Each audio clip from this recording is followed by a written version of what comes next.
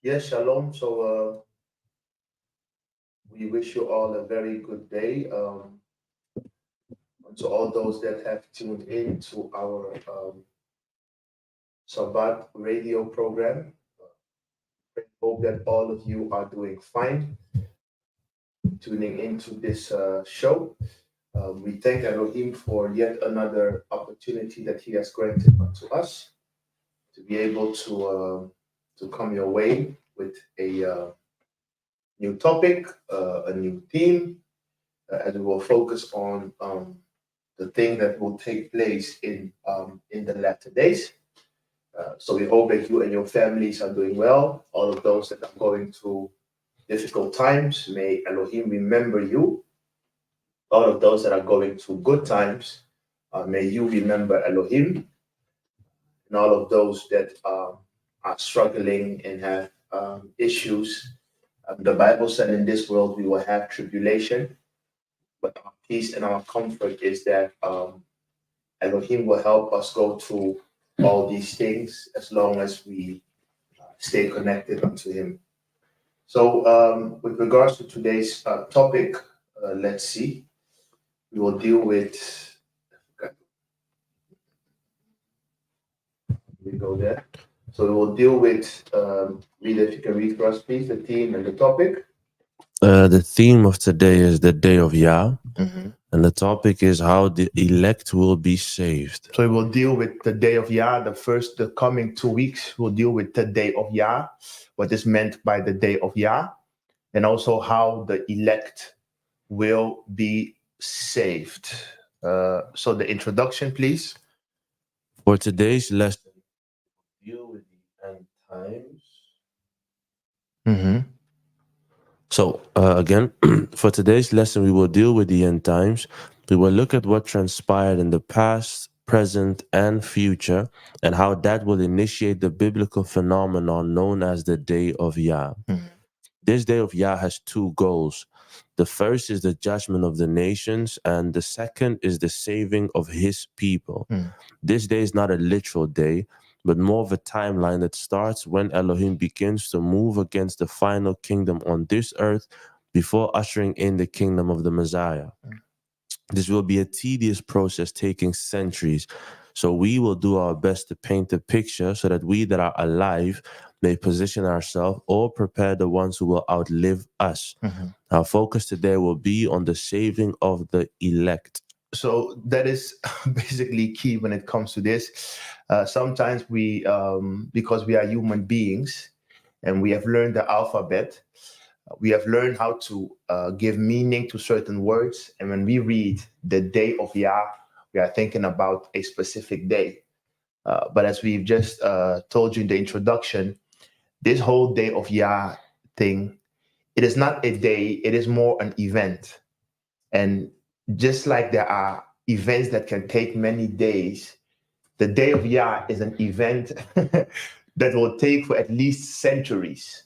So it is not a guarantee that those of us who are here will see the end of those days. It can be that we will be in the middle at the start of the day, and then we will give up the ghost and die.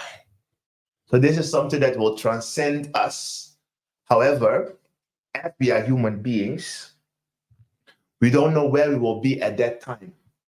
So it is therefore important that we already start making mention of these things. We already start explaining these things. It is one of the things that will at least allow us to, as we have already been doing, forget about the whole rapture concept, forget about the whole pre, mid, after tribulation, because as human beings, it is a fact that we will go through many things. We will deal with many issues. So to be forewarned is to be forearmed. So that is what we will deal with today. The table of content, please. We'll look at the first topic: who will Yah come to save? Mm-hmm. The time of the Gentiles, the tribulations and Jacob's trouble, the vision of Ezra the scribe. We'll look at the elect in Babylon. We'll look at the elect on the islands. We'll look at the elect in the east and we'll look at the elect within the borders of Elohim, and then we'll look at the process of gathering the people, and then a conclusion. So all of this has to do with how will Yah save his elect. As you can see, there are so many steps, and for many people, it will be kind of repetition, because if you have been paying close attention to our topics, the topics are so close to each other. They are so close to each other that sometimes just coming up with a message can be a challenge. So sometimes you will see that we will repeat certain things, but we will come at you from a different angle.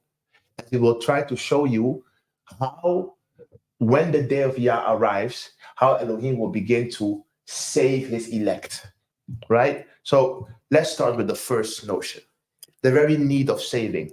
Who will Yah Come to save. That's one. Isaiah 51:1. Hearken to me, ye that follow after righteousness. Ye that seek Yah, look unto the rock whence ye are hewn, and to the hole of the pit whence ye are digged. Look unto Abraham your father, and unto Sarah that bare you. So the first mention Elohim begins to say is, you must look unto Abraham your father, and unto Sarah that bare you. For I called him alone, and blessed him and increased him. For Yah shall comfort Zion. That's where we immediately start. They are telling you, or the prophet is telling you, that as for Yah, he will comfort Zion.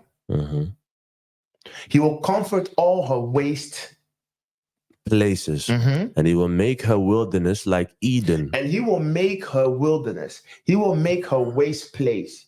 He will make the place where she is struggling, where she is starving, where she's having issues. He will make that likened unto Eden, and her desert like the garden of Yah. Joy and gladness shall be found therein, thanksgiving and the voice of melody. Continue. Hearken unto me, my people, and give ear unto me, O my nation. For a law shall proceed from me, and I will make my judgment to rest for a light of the people. 51:5. My righteousness is near, my salvation is gone forth, and my arm shall judge the people. The islands shall wait upon me, and on my arm shall they trust. So now he's telling you that, first of all, his comfort will be towards Zion. He will save his people that shall be found in the wilderness. And it begins to mention all kinds of different places, the islands, the lands, the nations. And at verse 6, he says, lift up your eyes to the heavens and look upon the earth beneath. For the heavens shall vanish away like smoke. Just so that you know that this is future prophecy. This is not in the past. He's telling you that the heavens shall vanish away like smoke, and the earth shall wax old like a garment, and they that dwell therein shall die in like manner. However, whilst all these things are transpiring, he's telling you that as for my people, he says, but my salvation shall be forever, and my righteousness shall not be abolished. Now, with regards to the with the smoking away of the heavens, we know that, especially for those that read the New Testament, we have read it somewhere before, just so that you will know that when it comes to establishing doctrine, there is no new without the old. Everything that the new will say will always come from the old. So now when you go to 2 Peter 3:10 in the next slide, you will now see where Peter took this quote from. So 2 Peter 3:10, it says, but the day of Yah will come as a thief in the night, in the which the heavens shall pass away with a great noise, and the elements shall melt with fervent heat. The earth also and the works that are therein shall be burnt up. Now, what is funny about this verse is the Christians use 2 Peter 3:10, and they also use, if I'm not mistaken, 2 Thessalonians either 5 or 4, where it says, is it 5 or 4?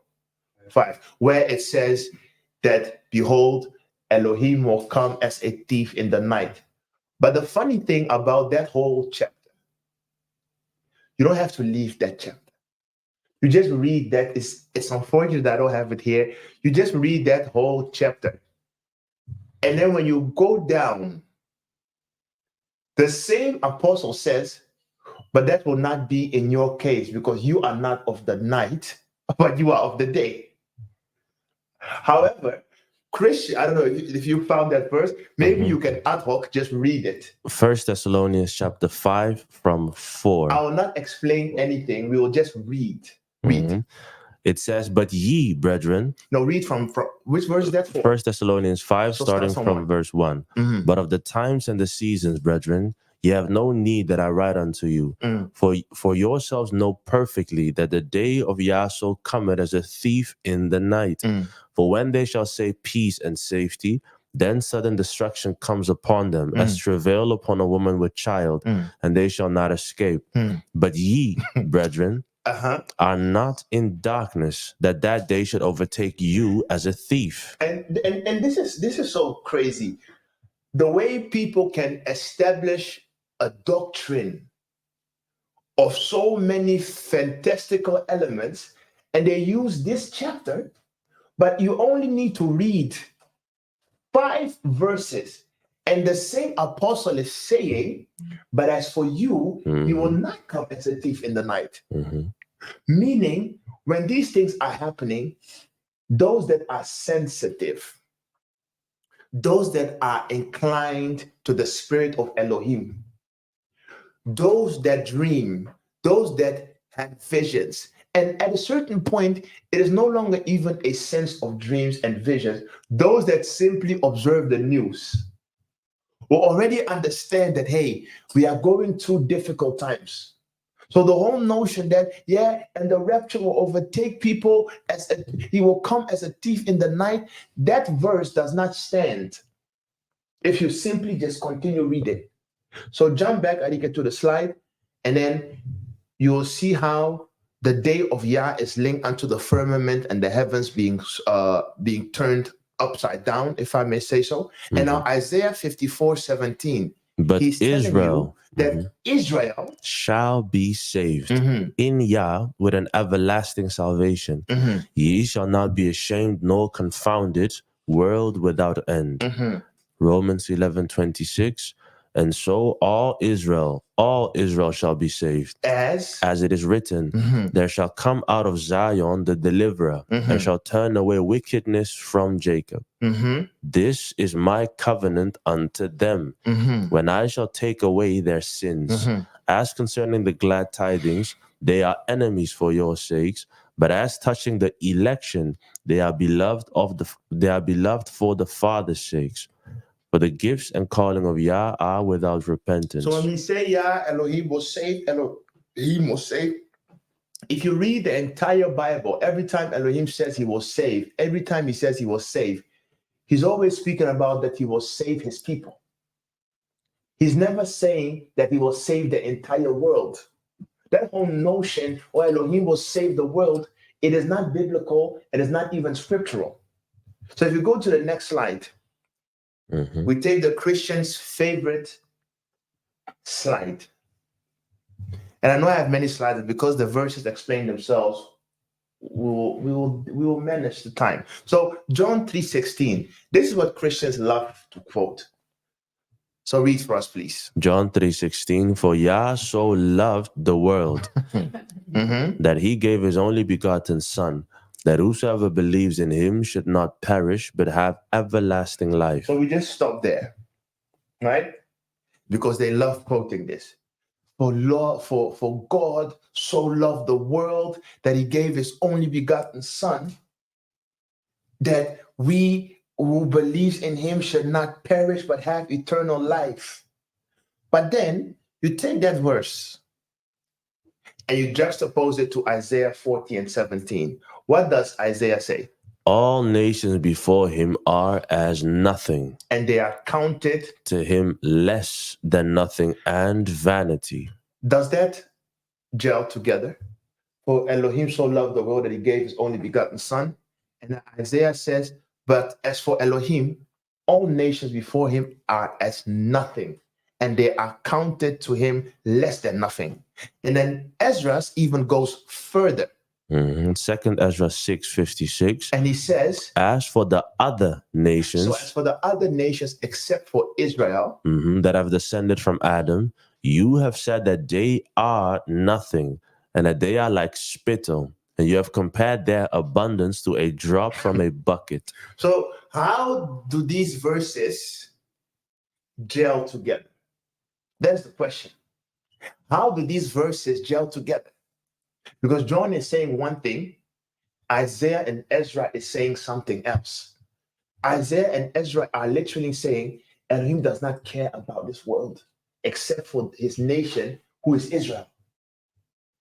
So for those that are hardcore New Testament and that will not believe me, we will take the same John 3:16, but this time when you explain it, coming from the mouth of the Messiah in Matthew 13:36, he says, then Yahushua sent the multitude away and went into a house. Mhm. And his disciples came unto him, saying, declare unto us the parable of the tares of the field. And then the Messiah began to explain the parable that he told them when everyone was there.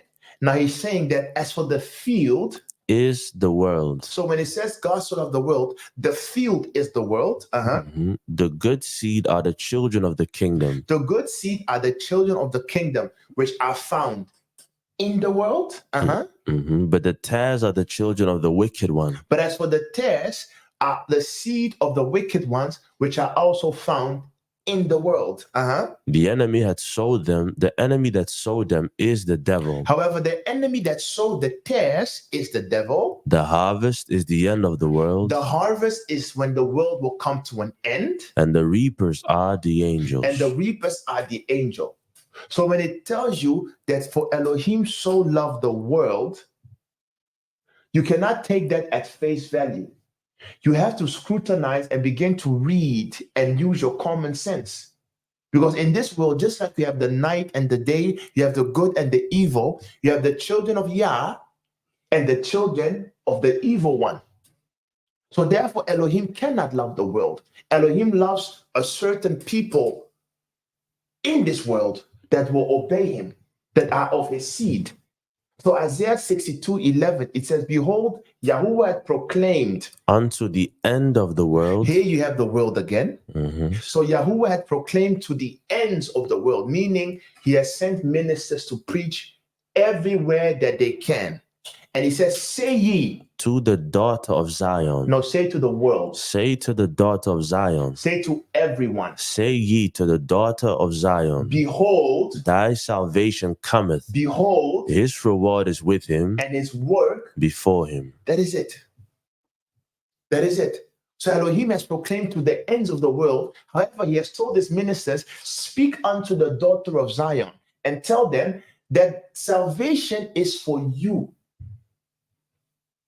Salvation is for you. It is not for the entire world. So this whole notion of we will be saved, who will be saved? When Elohim is speaking about saving, the first thing that is on his mind is always the children of Israel. Because it is with them that he had the covenant and not with the world.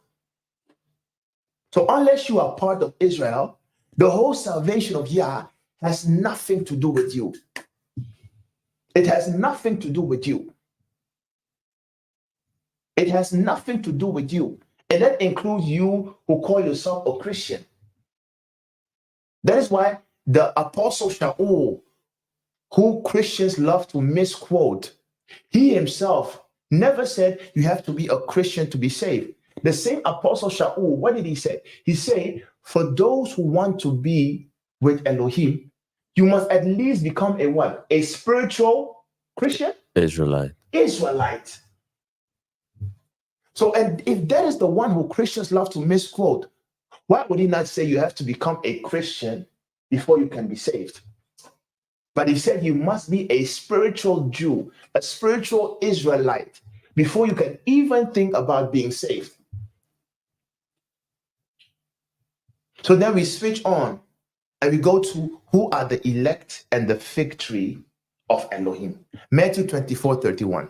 And he shall send his angels with a great sound of a trumpet, and they shall gather together his elect from the four winds, from one end of heaven to the other. So as we have read from the parable, the world is the field. The wheat, the tares, I think, was it? What did he say? Children of the evil one. The tares are the children of the evil one. Was it the wheat that are the children of Elohim?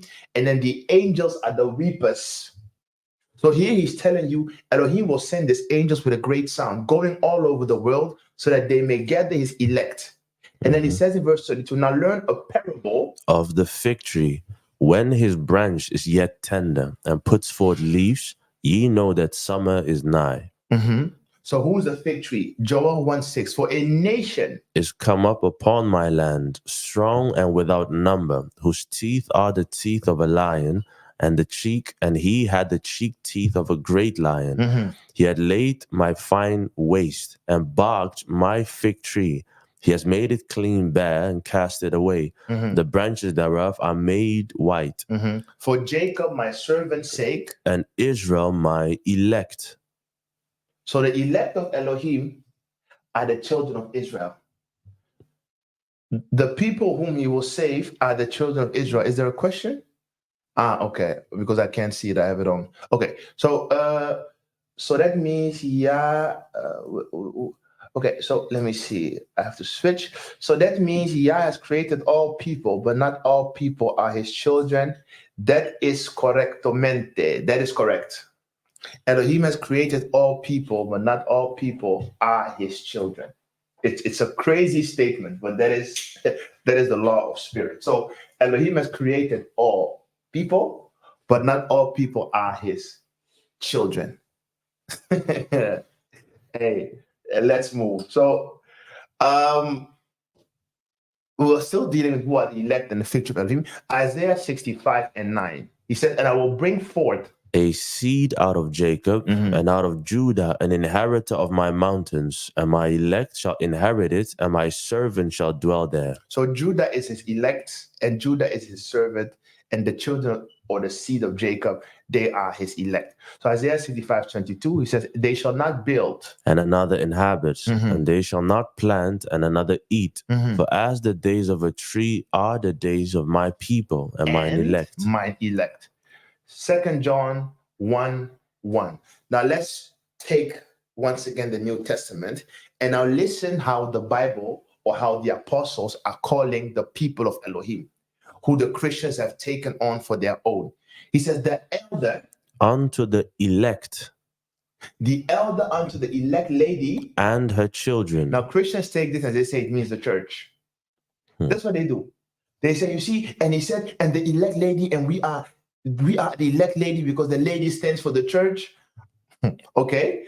Whom I love in the truth, and not I only, but also all they that have known the truth. Now, this is First Peter or 2 Peter 1:1. It says, Peter, an apostle of Yahushua the Messiah. Now listen, he says, to the strangers scattered throughout Pontus, Galatia, Cappadocia, Asia, and Bithynia. And he's calling them, verse 2, the elect, according to the foreknowledge of Yah. So the strangers are the elect.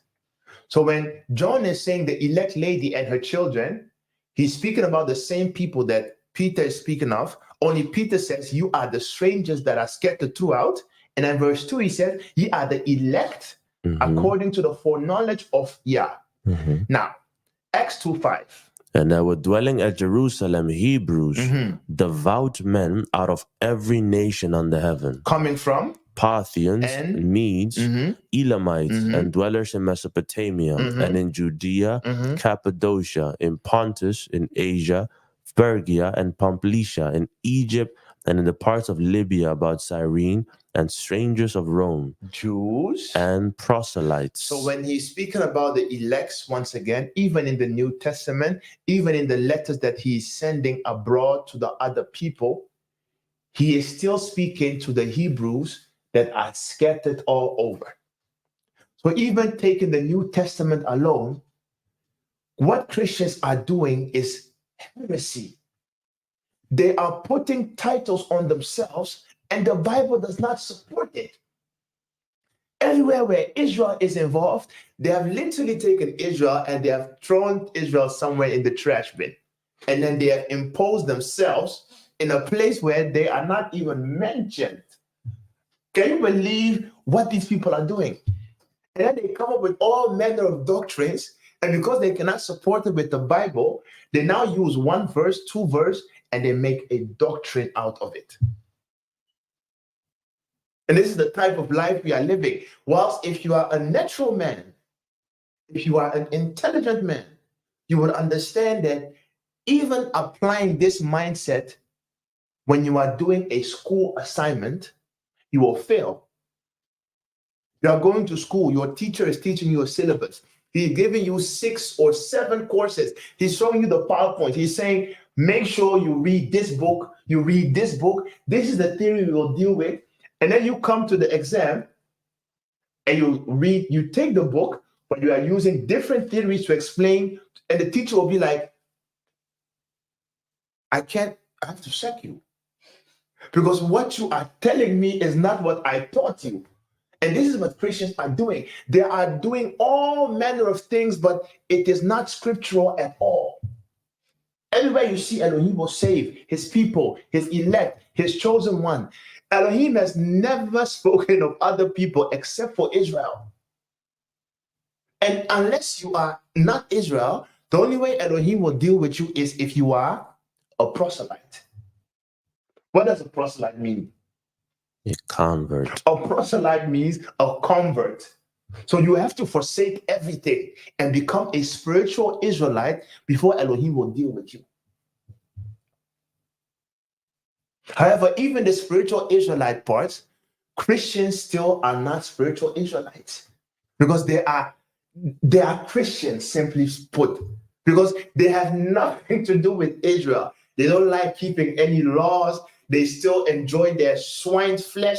They do all manner of things which are against the law. The only thing that they claim is that makes them children of Elohim is they have taken hold of Jesus. That is all they have done. They have taken hold of Jesus. But even that is a fallacy, as we will show you, because if you go to the next slide, we will now deal with the very order of salvation. We first showed you what is meant by salvation. Elohim will save his people and those that convert to his people. If you don't do that, you are not part of the equation. Now let's look at the very order of salvation. Romans 1:16. For I am not ashamed of the glad tidings of the Messiah, for it is the power of Yah unto salvation to everyone that believes, to the Hebrew or Jew first, and also to the Greek. So now this is key.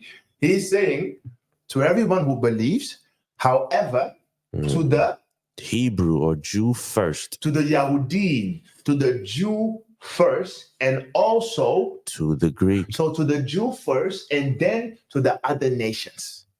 Acts 13:46. Then Paul and Barnabas waxed bold and said, it was necessary that the word of Elohim should first have been spoken to you. But seeing ye put it from you and judge yourself unworthy of everlasting life, lo, we turn to the Gentiles. For so has Yah commanded us, saying, I have set thee to be a light of the Gentiles, that thou shouldest be for salvation unto the ends of the earth. Are you reading this? Once again, I'm quoting Shaul or Paul on purpose, because there are many of my, especially Hebrew brothers, they hate this man. And it is so they despise Shaul with a. But you can dismantle Christians using Shaul alone. So the same Shaul is telling you that, listen, we came to you first, but you refused. Therefore, we turn to the Gentiles. However, as it was commanded in the scriptures, for Elohim said to Isaiah, I've set thee to be a light of the Gentiles, that thou shouldest be for salvation unto the ends of the earth. Meaning that Elohim has planned it so that he will save Israel first. He will make them teachers, and then they are to teach the rest of the world. So Psalms 147:19, he shewed his word unto Jacob, his statutes and his judgment unto Israel. He had not dealt so with any nation. And as for his judgments, they have not known them. Romans 10:13. Now comes this verse, and once you begin to read this verse in context, you will understand how dangerous this verse is.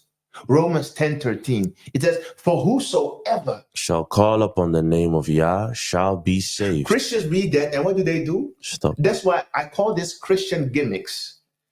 Christian gimmicks is read one verse and then they say, close your Bible. And then they start speaking in tongues for 15 minutes, make you forget everything. And then they put on the music and then the prophet comes. These are Christian gimmicks. However, if you are a serious person, you will take your time reading. Because though it says, whosoever shall call upon the name of Yah shall be saved, it does not stop there. It continues. And then verse 14. How then shall they call on him in whom they have not believed? He's saying, how can you call on Yah in whom you have not believed? And how shall they believe in him of whom they have not heard? How can you believe in someone you have never heard of? Continuing. And how shall they hear without a preacher? Because in order for you to hear about Yah, Yah must send a preacher. Verse 15. And how shall they preach except they be sent? And before you can even preach, Elohim must be the one who has sent you. Right? So if you are reading this order, first Elohim must call a preacher, teach him, then send him. Then that preacher begins to preach. Then the people hear. And once they hear the message of the preacher who has been sent by Yah, then will they believe.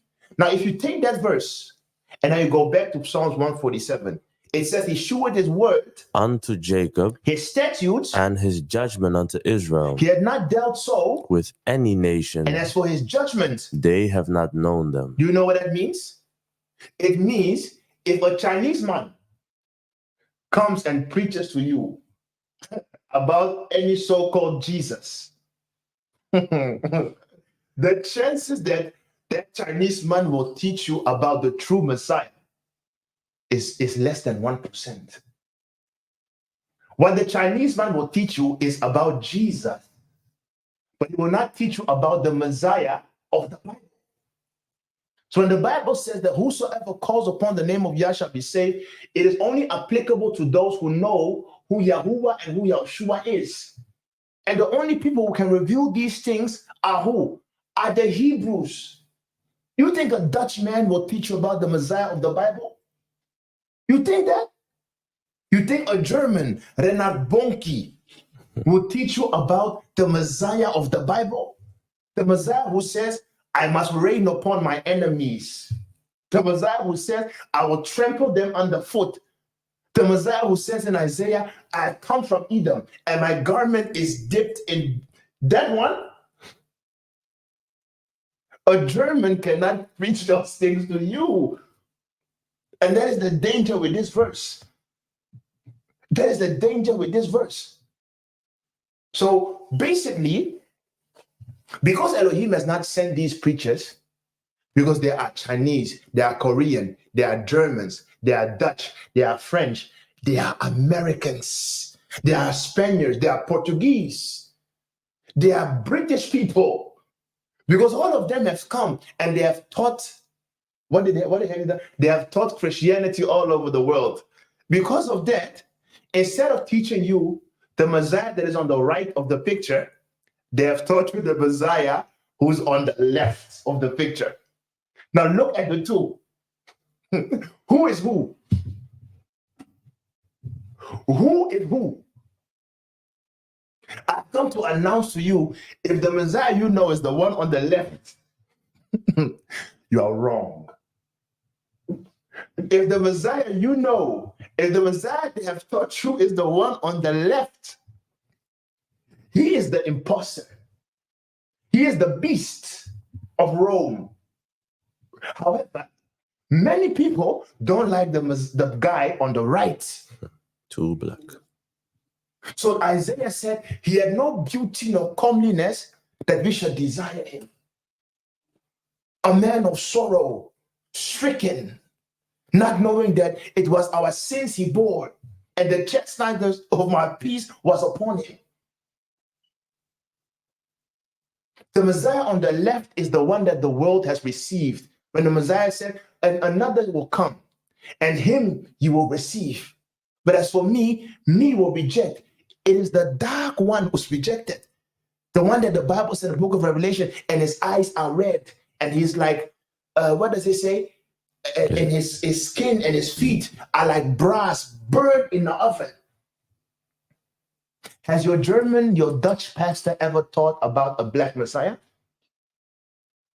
And that's the issue. And because Elohim knew that, that is why he said, no, only my people, the Israelites, they are allowed to preach and teach other nations. If other people come and they begin to teach you, you will begin to believe in lies and not the truth. So if you go to the next slide, let's look at an example from the Bible, just to show you that Elohim is not stupid. Acts 10, verse 1. There was a certain man in Caesarea called A Cornelius, centurion, of the band called the Italian band, maybe he was Sicilian, but let's keep it there, right? Verse 2, a devout man, and one that feared Elohim with all his house, which gave much alms to the people and prayed to Elohim always. He saw in a vision, evidently about the 9th hour of the day, an angel of Yah coming into him and saying unto him, Cornelius. Verse 5, and now send men to Joppa and call for one Simon, whose surname is Kepha. Are you reading this? So this is an Italian. So let's just say he's a stranger, a Gentile. He's a devout man who fears Elohim. He wants to know more about Elohim. An angel comes from the heavens, shines in his living room, and says, Cornelius, in order for you to be saved, you must follow protocol. For that is how the heavens have dictated it. Before you can be saved, you must call for Simon, the Hebrew man. And Simon, the Hebrew man, must come. You must submit to Simon, the Hebrew man. Once you submit to Simon, the Hebrew man, then and only then will you be saved.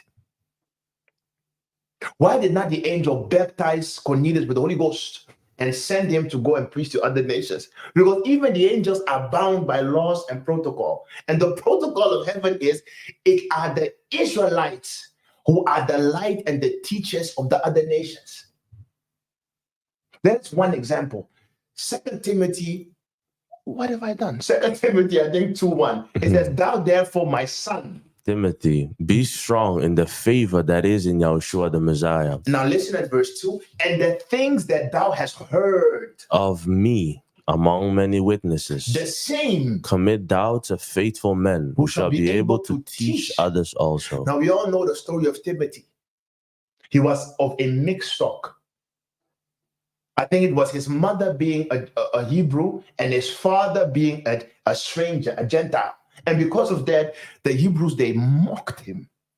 So Shaul is telling him, Timothy, the thing that I, the Hebrew man, the Benjamite, have taught you, I have now given you leave. Go and teach it other men also. So the only way that a Gentile pastor, be it Dutch, wheresoever, is sanctioned to go and teach others is if he himself is what? Is taught by what? A Hebrew man. Because the Hebrew man will tell him, Jesus is not the Messiah is here. And unless that guy is willing to submit to the teaching of the Hebrew, he will have no leave. And that is the issue. Now, another example, Zechariah 23. My goodness, I don't know what I was doing. So this is, I think, Zechariah 5:23. Is that thus said Yah of hosts. In those days it shall come to pass that 10 men shall take hold out of all languages of the nations. Now listen, in those days it will come to pass that 10 men shall take hold out of all languages of the nations, even shall take hold of the scourge of him that is a Jew, saying, we will go with you, for we have heard that Elohim is with you. So just look at the picture. The majestic Hebrew man. This is how Elohim has ordained it. And he said, the other nations, they will come to the Hebrew man and they will take hold of his skirt. They will take hold of his garment and they will say, where you go, we will go. Because we have heard that you are the people of Elohim. You are the people of Elohim. Because if that does not happen, and these 10 men, decide to seek for Elohim after their own way and logic, Jeremiah 16:19 will play out. And it says, "Oh yeah, My strength and my fortress and my refuge in the day of affliction. The Gentiles shall come unto thee from the ends of the earth and and they shall will say, say," Surely our fathers have inherited lies, vanity and things wherein there is no profit. So, people, that is now the conundrum, and that is the issue in this world. Because the order of salvation has been messed up. Christians have now claimed that they have taken over the spot of the Hebrews. Gentile people dare to call themselves pastors, apostles, and even greater still, you are a German, you say you are a prophetos. You are a German. And so Reinhard Bonnke says he's a prophet. Benny Hinn says he's the prophet. So all of these people are now saying they are prophets. And familiar spirits are teaching them doctrines. And they are using these doctrines to teach to the people. And because of that, the whole world, when it comes to religion, is doomed. Because of that, Christianity is not the religion of Elohim. Christianity is the Bible hijacked by the other nations, giving it their own interpretation, and then promoting it to the masses. That is what Christianity is. It is not the religion of the Bible. It is the belief system based upon the Bible, interpreted by Europeans who did not have leave of Elohim. Therefore, the ministering ones were like, "We don't know you. We cannot reveal these mysteries to you." So then they were inspired by the other voice. So what are the lies that these people have inherited? The next slide. The apostles of God. Can you believe this? People, can you believe this? Can you believe this? They are God's generals. They are who?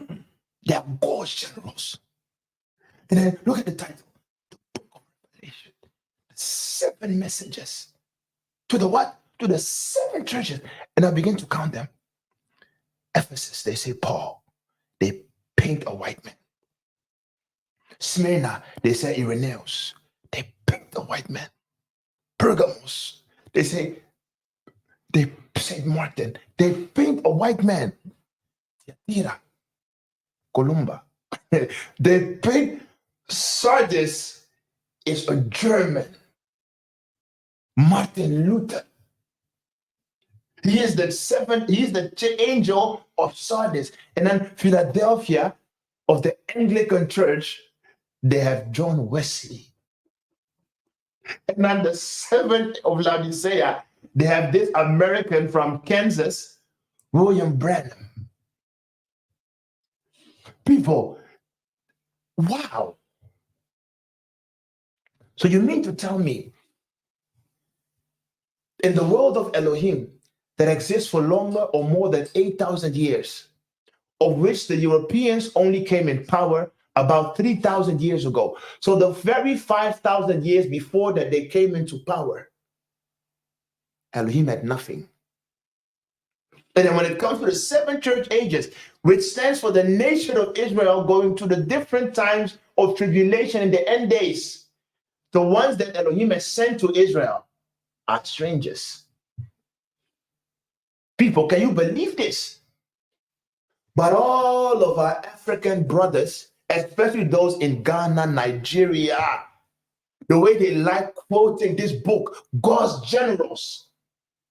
And they were like, yeah, and Catherine Kuhlman and Reinhard Bonnke and John Knox says, what did he say? And the princes of England said, I fear nothing but the praise of John Knox.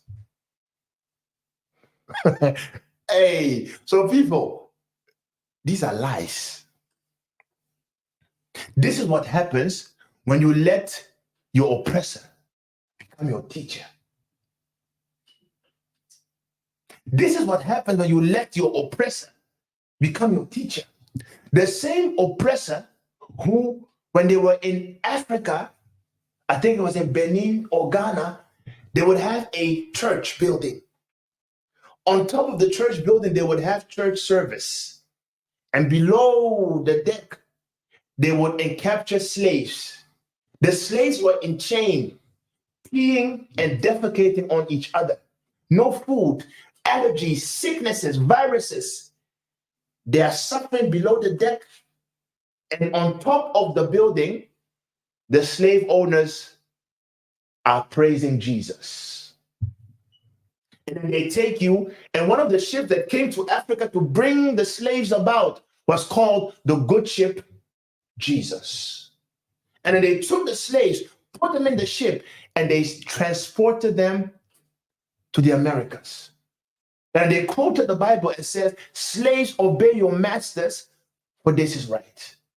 And then they quoted the book of Genesis saying, for Elohim cursed Canaan, and because you are descendants of Canaan, that is why you are our servants. So in you being our slaves, you are serving God. People, these are the ones. These are the same people who took the black Messiah and they said, no, we don't want him. We want a Jesus. And they took the Messiah of the Bible and they replaced him with the blue-eyed, blonde-haired, smooth-looking European Jesus that you know. They took away the name of the Messiah, who's Yahushua, and they gave him the name Jesus, linking him to their European god, Zeus. All of these things they have done, and they have changed the religion of Elohim into a religion of their own making. And they gave it to you. And how did they give it to you? When they came to Latin America, when they came to Africa, how did they come? They came conquering. Either you believe in Jesus through the crusades, or we kill you. That's why some of our brothers are angry. When you tell them you are a Christian, they are like, how can you believe in the religion of our slave master? I understand them. Because truly, Christianity is the religion of the slave master. However, Christianity is not the religion of the Bible. That is where people get it wrong. And that's why only a Hebrew man can make this nuance. A European man will not tell you this. Because why? He will feel culpable. He will feel condemned. It will be like, no, these are some of the secrets I cannot tell. Let me just tell them about the love of Jesus. That is why all of the Americans, what do? Love of Jesus. That is the theme. It's the love of Jesus. The same Jesus who says, I will deal with the nations, I will break them with an iron rod, is the same Jesus. So that is the danger, people. That is the danger. So we are continuing. The next slide. The lies told by the Gentiles. Mm-hmm. This is just a snippet. These are just some of the examples. 1. Netanyahu and the other Ashkenazi Turks are the Israelites of the Bible. Lie, lie, lie, lie, lie. 2. God is white, and so are his people. Lie. 3. Europe and the Western world have civilized the world, and especially Africa. Can you believe this? This is what these people say. Black history starts with slavery. The only thing that they can tell you about Black history, oh, Mansa Musa, they have even taken away Egypt. So when it comes to Egypt to them is not part of Black history. The study of Egypt, they call it Egyptology. And if you go to the United States and every other world academy, Black history is not part of Egyptology. Egyptology is another branch altogether. Why do you think they do that to you?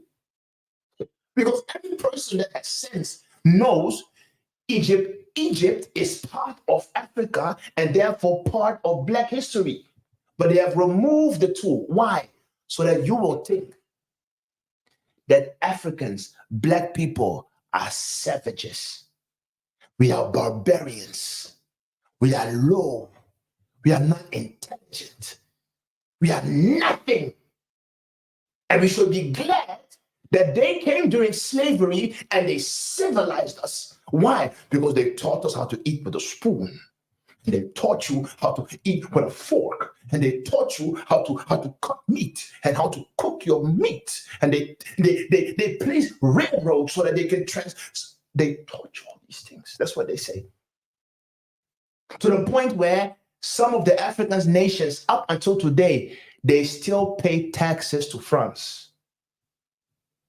Because France is telling the Africans, you owe us money, because when we came to your continent, we civilized you people, be beasts.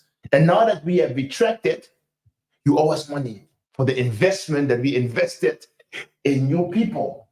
Can you imagine this? Can you imagine the wickedness of this world?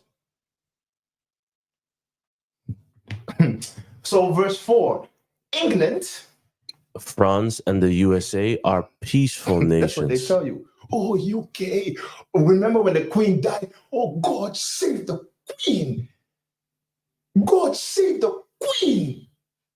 And she has a beautiful diamond crown. But you know where the diamond is from? Was it not Zambia or Mozambique? It was a pure African blood diamond. 5, America. Is the police of the world. They're allowed to go everywhere and they can police you. But they don't police their own people in the States. 6, United Nations is a peace corps. 7, Africa is a failed continent because they lack the intellect to govern themselves. 8, Europe and the West are rich by righteous means. 9, Slavery is a thing of the past and doesn't exist anymore. 10, Christianity is the religion of the God of the Bible. 11.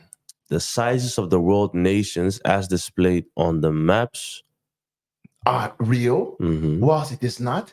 They will show Africa like this and Europe like this, whilst we showed you the other day how almost the entire world, except for the Pacific Islands, fits into Africa. But you look at the maps, Greenland is almost as big as the continent of Greenland. People. Hey. So 12. The entire history of Europe and the Western world, 13. 99% of what is shown on the media and the news, 14. the entire world history as told by Europeans. In other words, people, if a European tells you something, the chance of him lying is 99.9%. There is not a bigger liar than a white man in a suit. Trust me. And when they lie, they don't lie like us. Our lying is pure foolishness. When a black person lies, you'll be like, brother, come on, man. But when a European lies, oh my goodness. A European will lie in a suit, the hair with gel, the hair is very nice, the teeth are white, the guy he comes from the shower, he's looking clean, and the English will be like, yes, we have analyzed the situation and we have come to the conclusion that it is to your best interest if you just give us all of your natural resources for 0 cents. So the way they will lie, it sounds, but they are lying. They are lying. Just look at how they pass the laws of abortion. The women have their own women. So what did they say? Because of just listen. Because of Preservation? No, because of the law of self-predetermination, the woman has the right to choose whether a pregnancy will be continued or discontinued. So they remove murder and they place continued or discontinued even after birth.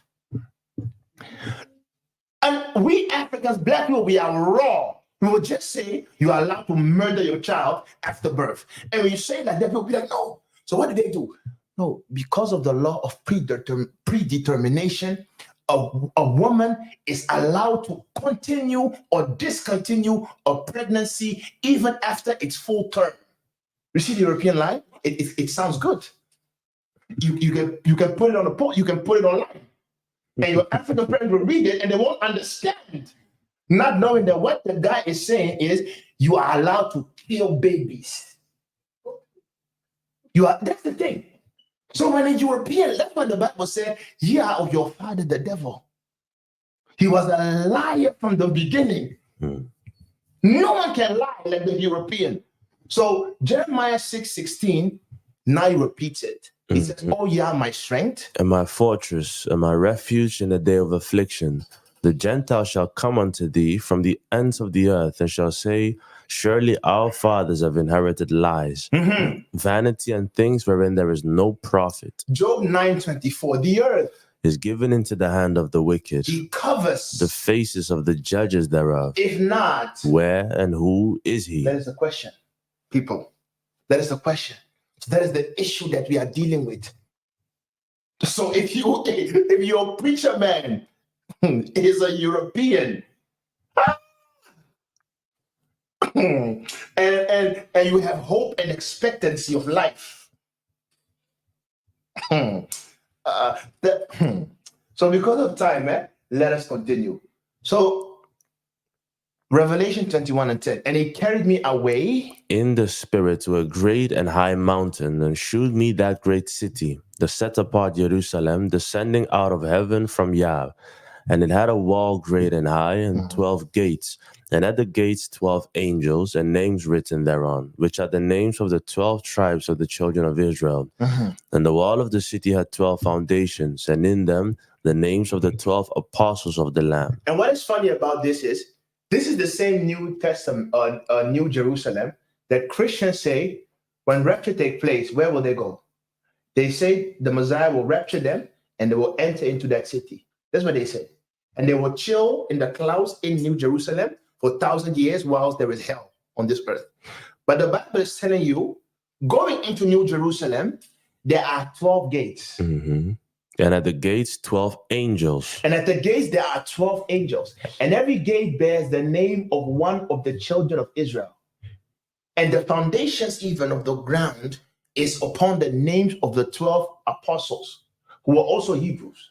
Now, before you can enter the gate, if you are of Reuben, you go to the gate of Reuben. If you are of Issachar, you go through the gate of Issachar. If you are of Judah, you go to the gate of Judah. Now tell me, what gate will a Dutchman go through? What gate will someone from Germany go through? People. What gate will someone from Italy go through? So you see, only if a Gentile teaches you the doctrine of rapture, can you make these type of nonsense statements? But if a Hebrew man comes and takes hold of the book and begins to show you that, hey, your belief system makes no sense, you must then begin to calm down. So I wrote down in yellow, the order of salvation is that Elohim will first awaken his elect, which is the nation of Israel. And they are to be a light and teachers of mankind with regards to the true gospel. They will teach the people. They will teach the people about who the Israelites are, what happened to them, who the true Messiah is, his mission, and by so doing will awaken a small percentage of the world. Many, however, will reject this truth because of the many years of conditioning and hatred of black people. Unfortunately, as for the Gentiles who will be willing to believe this gospel, on the day of judgment, Elohim will reckon them to enter eternity amongst the tribe of the Hebrew man who taught them the gospel. That is it. So an example of this is Romans 2:16. Shaul is saying, in the day when Yah shall judge the secrets of men by Yahushua the Messiah according to my gospel. So when you come there, Elohim will ask you, by whose gospel are you here? Can you mention the name of the one who taught you? Because all of those that are sent by Yah, guess what? Elohim has their names. So, you came to the gospel of Shaul. You are welcome, son. Oh, you came to the gospel of Dudu. You are welcome, son. I came to the gospel of John. And you'll be like, can you repeat the name, please? I came to the gospel of John Hickamore. There is no John here. But I believed and I called on Jesus. There was no John here. Meaning, the one who taught you is not known by us. Therefore, we don't even need to know what you know because it is false. And then you'll be like, okay. So I'm finished. You see? So these are the things, people, you will see. You will see from, so that means I'm finished. I'm finished. Finito. So because of, we are continuing. So let's go to the time of the Gentiles. Luke 21, verse 20. And when ye shall see Jerusalem compassed with armies, then know that the desolation thereof is nigh. Let them which are in Judea flee to the mountains, and let them which are in the midst of it depart out, and let not them that are in the countries enter thereinto. For these be the days of vengeance, that all things which are written may be fulfilled. And they shall fall by the edge of the sword, and shall be led away captive into all nations. And Jerusalem shall be trodden down of the Gentiles until the times of the Gentiles be fulfilled. So I wrote down, what does Elohim mean? With the day of vengeance, and what things must be fulfilled. So you look at this picture of beautiful white horse and a white rider, and you think, peace. But this is not peace. This means death is coming. When Elohim says the day of vengeance, what is he talking about? We'll go to this a bit quick because of time. So the day of vengeance of Yah, who will he avenge first? Deuteronomy 28:1, and it shall come to pass. If thou shalt hearken diligently unto the voice of Yah thy Elohim, to observe and to do all his commandments which I command thee this day, that Yah thy Elohim will set thee on high above all nations of the earth. So Deuteronomy 28:1-50 or 2:14, Elohim is telling them the good thing that will happen to his people if they obey him. Now jump to verse 15. But it will come to pass, if thou wilt not hearken unto the voice of Yah thy Elohim, to observe to do all his commandments and his statutes which I command thee this day, that all these curses shall come upon thee and overtake thee. So from 15 to all the way to verse 68, Elohim is telling his people how they will suffer if they don't listen. Blessings are small, curses are much, because he knows his people.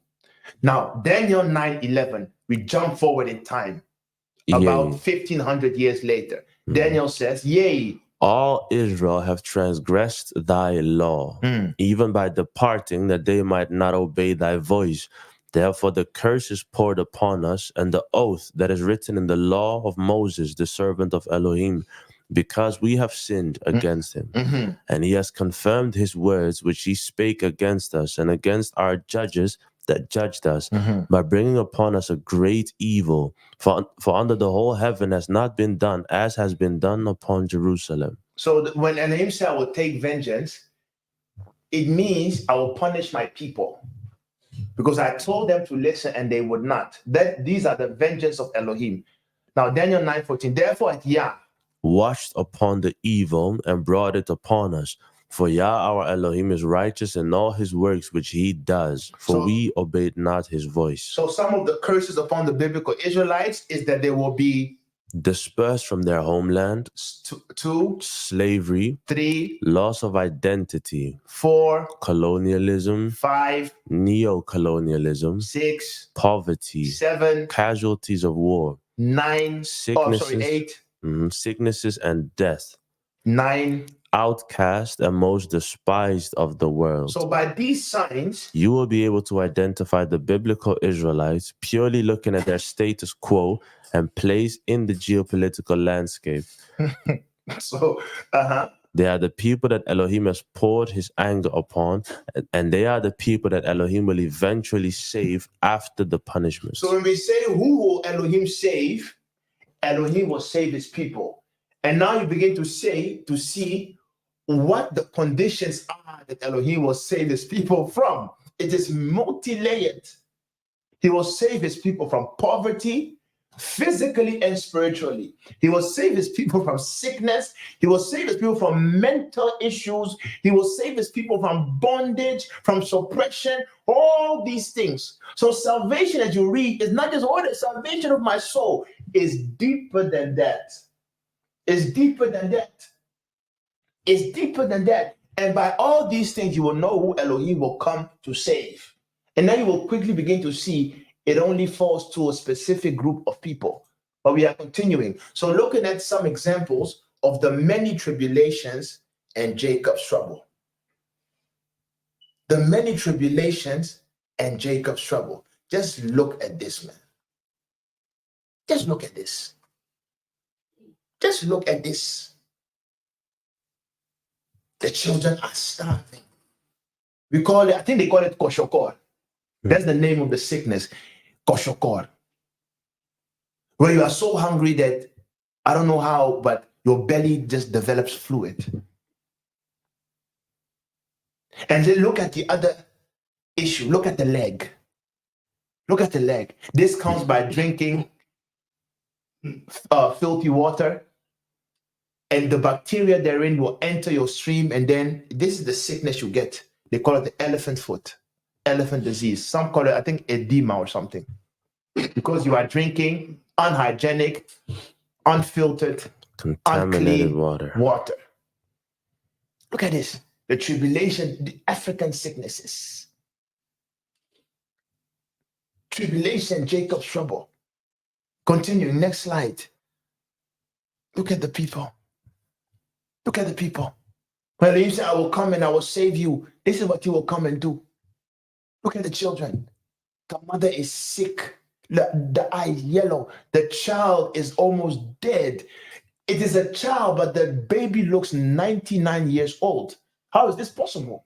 This is a baby. Can you imagine? Someone has suffered for so long in such a short time. Hey, people, look at the picture on the right. These are African children suffering. And then these called, and this is what drives me all the way mad. Then you will have someone like Benny Hinn, Joel Osteen, talking about we will be raptured. We will have no tribulation. So tell me, these people, is this not tribulation? Is this not tribulation? Many of them, they will wish that they are dead, but they are still alive. So when you tell them, oh, you go through tribulation, they will tell you, so you mean to tell me that this is, so we will suffer. People, if you suffer more than this, you are dead. They are the walking dead. But Christians say, no, man, rapture has not yet come because we are not suffering yet. That's what I mean. If a European teaches you doctrine, he will mock you. He will mock you. Next slide. HIV/AIDS. HIV/AIDS. Do you know what the HIV/AIDS capital of the world is? Do you happen to know where? Where the HIV capital of the world is? Do you know where? Do you know where from Africa? Of course, it is Africa. You know where? South Africa. South Africa. You know how they got there? The people you guys call missionaries. The people you got, missionaries, they love us. They came with injections. In hospitals, they inject. And all of a sudden, the HIV virus was wildfire.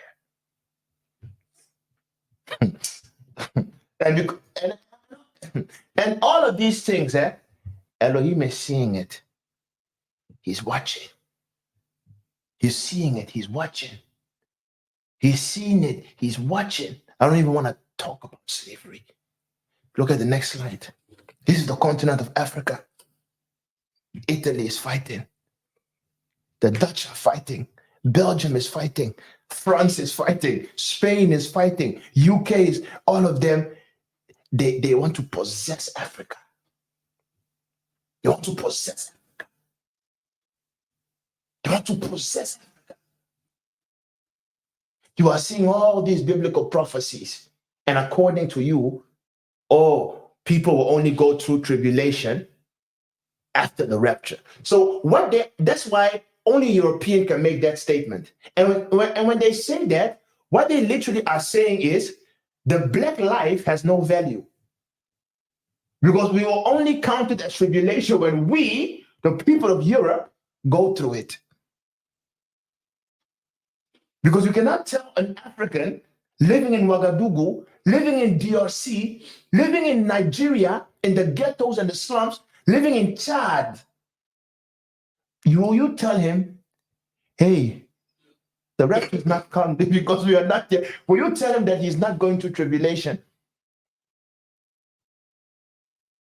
That is why if it is not a Hebrew man teaching you these things, you will go through the prophecies and we will understand nothing. Because we are the people of the struggle. I can tell you of the pain. How will a German tell you this?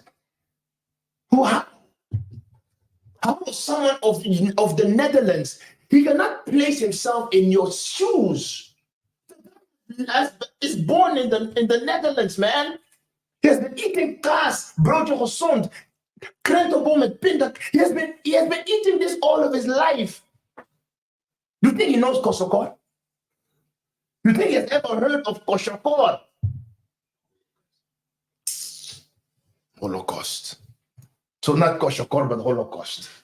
So the next slide. This is Africa for you. Everyone knows richest continent in the world, but the brokest people, the lowest people, the most despised people. So when you read this, you read biblical prophecy, you're like, this makes sense. They are the people of the book. And they are the ones who Elohim said, I will save you, my people, from oppression. I will save you from slavery. I will save you from sicknesses. I will save you from wars. I will save you from starvation. These are the people who Elohim said, though you were once the head, you will be the least. Though I send you to a land flowing with milk and honey, yet you will plant, but another man will take it. People, if it is not us, then I don't know. So we are continuing.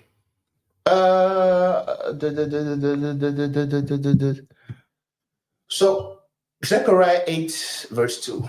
Thus says Yah of hosts, I was jealous for Zion with a great jealousy, and I was jealous for her with great fury. Thus says Yah, I am returned unto Zion, and I will dwell in the midst of Jerusalem, and Jerusalem shall be called a city of truth, and the mountain of Yah of hosts, the set apart mountain. Thus says Yah of hosts, if it be marvelous in the eyes of the remnant of this people in these days, should it also be marvelous in my eyes, says Yah of hosts. So now Yah is speaking, because many of us black people, when we are in our chambers and in our rooms and we are having fellowship, when we are talking amongst each other and the subject of Africa comes up, many of us are at a loss. You look at your nation, you'll be like, how will we ever change? I look at my name, I'm like, so our president is an ex-pizza cook. So the guy was first, if you go to Tanduson, you order a pizza, the guy who will bring you the pizza, a delivery guy, is the one who has now become our president. He's an ex-pizza guy from Antwerp, Belgium. He's now the president of DRC. They call him Chilombo. And the things he's doing is nothing.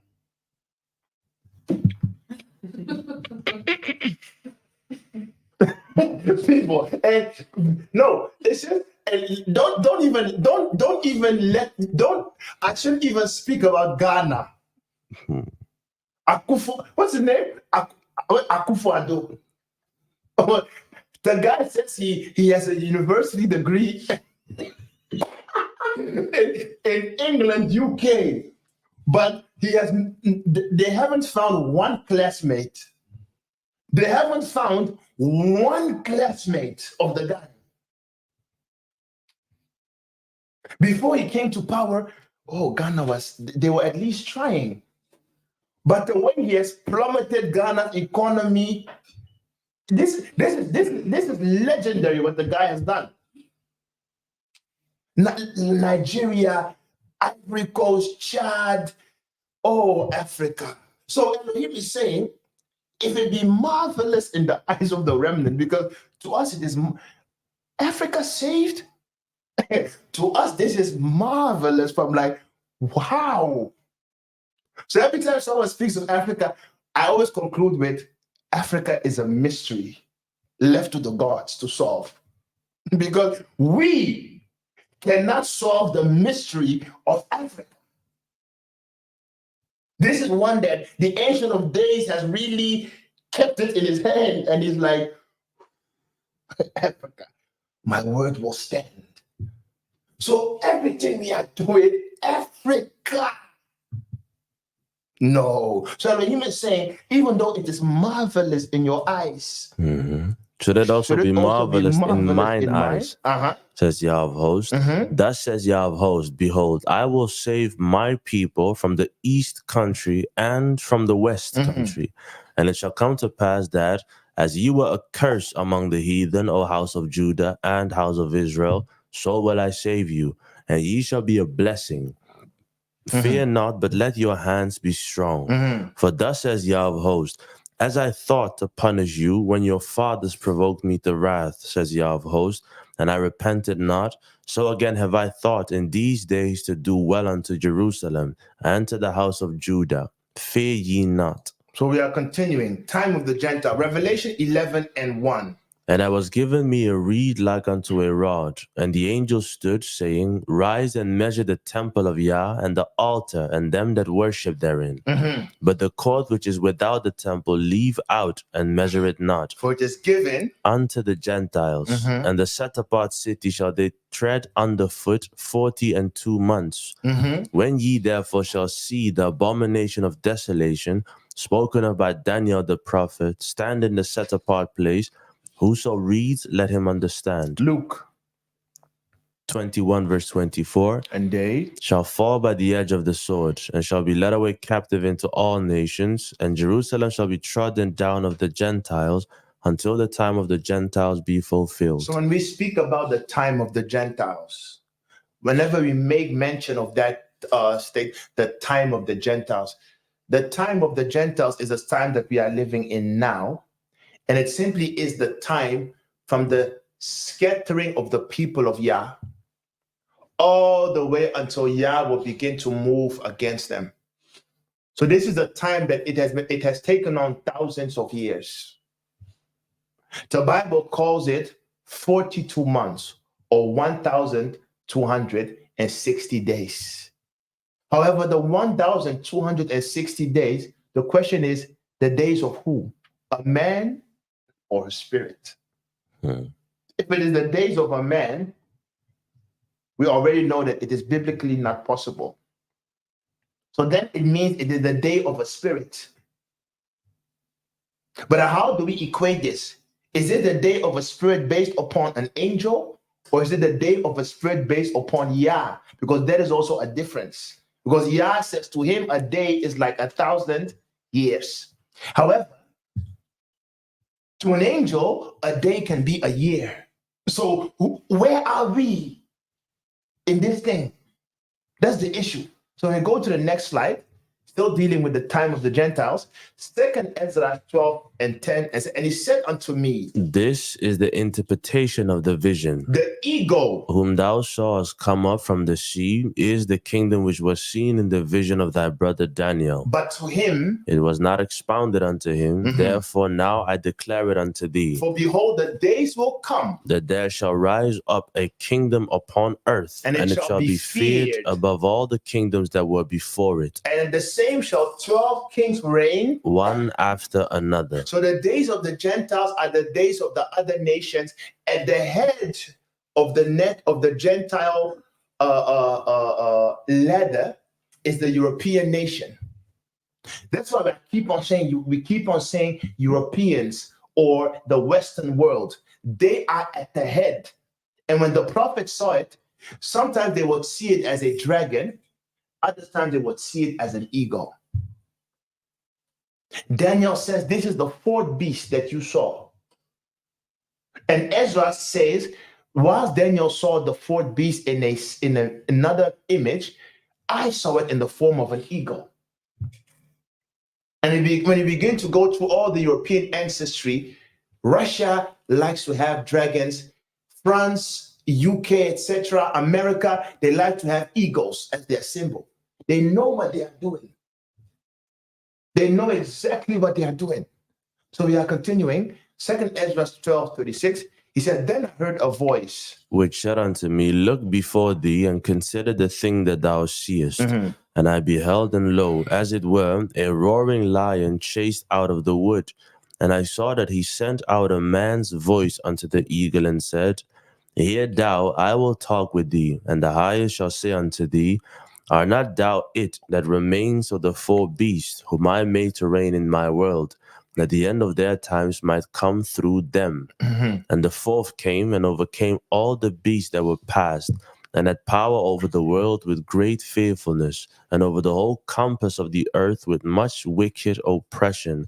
And so long time dwelt he upon the earth with deceit. That is exactly the issue, because if you begin to look at the other nations, beginning from, was it Babylon? What was the first kingdom? Babylon. Beginning from Babylon, Nimrod and them Negroes, they did not have world domination. They had domination of the lands of Shem and the lands of Ham. Nimrod had nothing to do with Japheth's land. When you go to Medo-Persia or Egypt, they did not have world domination. It was always Shem and the land of Ham. When you begin to go to Greece, which was the other kingdom where the Europeans began to come, they began to take control of, once again, what they now call the Middle East, and they began to go towards Egypt and the north of Africa.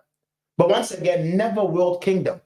But when Europe came into power, this nation that we call Europe, which is a conglomerate of Europe, Australia, America, and stuff, man, they rule this world.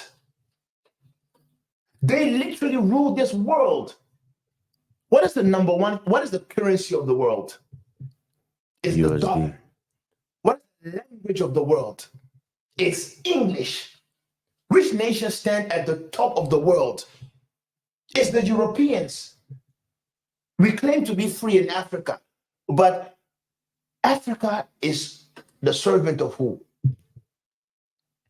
We are either serving Europe or we are serving the United States, and now we have also started serving who? China and Russia. Africa is a servant. We are not a leader. So this is that fourth beast, that European nation who govern and control the whole world. They go to Australia, they kill out the people, and they establish their own kingdom. They go to America, they kill out the people, they establish the whole kingdom. They go to Africa, they try it, they can't. So they go to South Africa, kill the half of the population, establish their own people there. And then they colonize the entire, can you believe they colonized almost all of Africa except for Ethiopia? And what was the other land? The land where the guy, George Weah, comes from. Was it Liberia? Liberia. All of the rest is colonized. Can you believe that? So that is what the Bible is speaking of. So we are continuing because of time. Daniel 7:17. These great beasts, which are four kings which shall arise out of the earth. And he shall speak great words in verse 25 against the Most High, and shall wear out the saints of the Most High, and think to change times and laws. And they shall be given into his hand until a time and times and the dividing of time. And I heard the man clothed in linen, which was upon the waters of the river, when he held up his right hand and his left hand unto heaven, and swear by him that lives forever, that it shall be for a time, times and a half. And when he shall have accomplished to scatter the power of the holy people, all these things shall be finished. Revelations 11 verse 2. But the court which is without the temple leave out, and measure it not, for it is given unto the Gentiles. And the holy city shall they tread under foot 42 months. So I wrote down in yellow, a time and times. And then half a time is equal to 3.5 years, according to Christians. They link this to the 42 months and the 1260 days of Revelations. The question is, are those human days or angel days? Since we can't tell for certain, we interpret it to mean for a period of time, because the curses of Israel upon whom this prophecy was pronounced is still ongoing. In other words, in order to determine this times and period of time and 42 months, you will always have to look at Israel. And all of the plagues that we just mentioned in the previous slides about how Israel will go through starvation, all the sicknesses, all of these things will happen while the Gentile nations are in control. That's what you have to understand. The suffering of the people of Israel will go hand in hand with the rulership of the Gentiles. And that is why we said in the beginning, that is what will bring about the day of Yah. It has two purposes. He must come, dismantle the other nations, and also at the same time save his people. Because he will save his people from whom? That's why we have to stop being spiritual. Oh, he will save his people from the devil. Where is that written in your Bible? He will save his people from the devil. Is that biblical? Oh, and Yahweh, where is it written, I will save you from the devil? But he says, I will save you from Edom. He said, I will save you from the other nations. He said, I will rescue you out of Babylon. So what does that mean? Elohim must come and he will begin to save us from the other nations.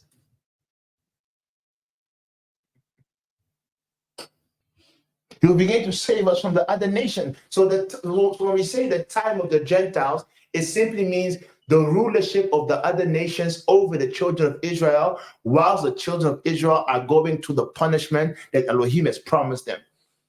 Because when Elohim says, I will punish you, how do you think he will punish you?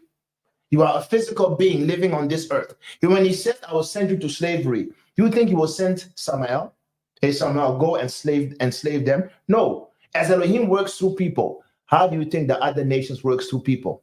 That is why it is unscriptural to say Elohim loves everyone. Because although Elohim created all men, not all are his seed. His seed will go to slavery, but the ones that will enslave his seed are the children of Samael, who are also people. That's the issue. That is the issue. So we are continuing because of time. Now, Ezra the scribe, as for his visions, these are 2 slides. We will read them all, and then I will explain at the end because of time, but it's also because it is self-explanatory. So just read from verse 1. 2nd Ezra 12 from verse 10. And he said unto me, this is the interpretation of the vision. The eagle whom thou sawest come up from the sea is the kingdom which was seen in the vision of thy brother Daniel. But it was not expounded unto him. Therefore now I declare it unto thee. 13 verse 21. The interpretation of the vision shall I shew thee, and I will open unto thee the thing that thou hast required. Whereas thou hast spoken of them that are left behind, this is the interpretation. He that shall endure the peril in that time has kept himself. They that be fallen into danger are such as have works and faith towards the Almighty. Know this, therefore, that they which be left behind are more blessed than they that be dead. Next slide, we are continuing. 2 Ezra 13:29. Behold, the days come when the Most High will begin to deliver them that are upon the earth, and he shall come to the astonishment of them that dwell on the earth. And one shall undertake to fight against another, one city against another, one place against another, one people against another, and one realm against another. And the time shall be when these things shall come to pass, and the sign shall happen which I shewed thee before.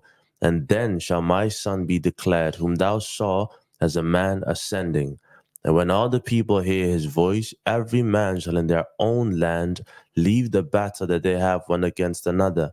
And an innumerable multitude shall be gathered together, as thou sawest them, willing to come and to overcome him by fighting. But he shall stand upon the top of Mount Zion, and Zion shall come and shall be shewed to all men, being prepared and builded like as thou sawest the hill graven without hands. Yeah, continuing. 13:39. And whereas thou sawest that he gathered another peaceable multitude unto him. The reason why I'm jumping some of this is because last week the brother touched on this extensively. And the last time that I had the privilege to speak, I also touched on some of this. That is why the thing that has been said already, we'll just go through them without much explanation. So, and whereas thou sawest that he gathered another peaceable multitude unto him, those are the 10 tribes which were carried away prisoners out of their own land in the time of Hoshea the king, whom Shalmaneser the king of Assyria led away captive. And he carried them over the waters, and so came they into another land. But they took this counsel among themselves, that they would leave the multitude of the heathen and go forth into a further country where never mankind dwelt. And they entered into Euphrates by the narrow places of the river. For the Most High then shewed signs for them, and held still the flood, till they were passed over. For through that country there was a great way to go, namely of a year and a half, and the same region is called Arsaret. Then dwelt they there until the latter time. And now when they shall begin to come, the higher shall stay the springs of the stream again, that they may go through. Therefore sawest thou the multitude with peace. But those that be left behind of thy people are they that are found within my borders. Now when he destroys the multitude of the nations that are gathered together, he shall defend his people that remain. So having read all of these, we will now break it down into the different groups of the people that will be gathered in, because that whole book of Esdras, it is extensive, but at the same time, it is also like it is an abbreviation of the many groups of people that will come in. So we have broken down into the elects in the Western Hemisphere or Babylon, how they will come. Then we'll look at those that will come from the islands, how they will come. Then we'll look at those that are in the borders of Elohim, how they will draw closer to where he is. So having the backdrop of Esdras, we will now go through the elect in the Western Hemisphere. So Psalms 137. First of all, when we say the Western Hemisphere or Babylon, what do we mean? So 137 verse 1, it says, By the rivers of Babylon, there we sat down. Yea, we wept when we remembered Zion. We hanged our harps upon the willows in the midst thereof. For there they that carried us captive required of us a song, and they that wasted us required of us mirth, saying, sing us one of the songs of Zion. So many of you that maybe are familiar with, especially the Jamaicans, there is one quote that they usually always say. They always say what? Chant down Babylon. Almost all Jamaicans always say chant down Babylon. And for a long time, we used to think these ganja smokers are mad. When they speak of Babylon, when they speak of ganja, when they speak of Haile Selassie as emperor, what do they mean?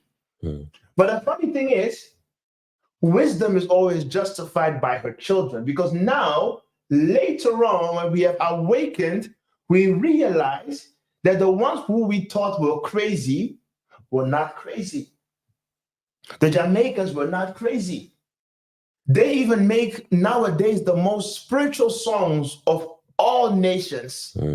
I would rather listen to a Jamaican chant down song than I would listen to a so-called African gospel artist. Gospel of who?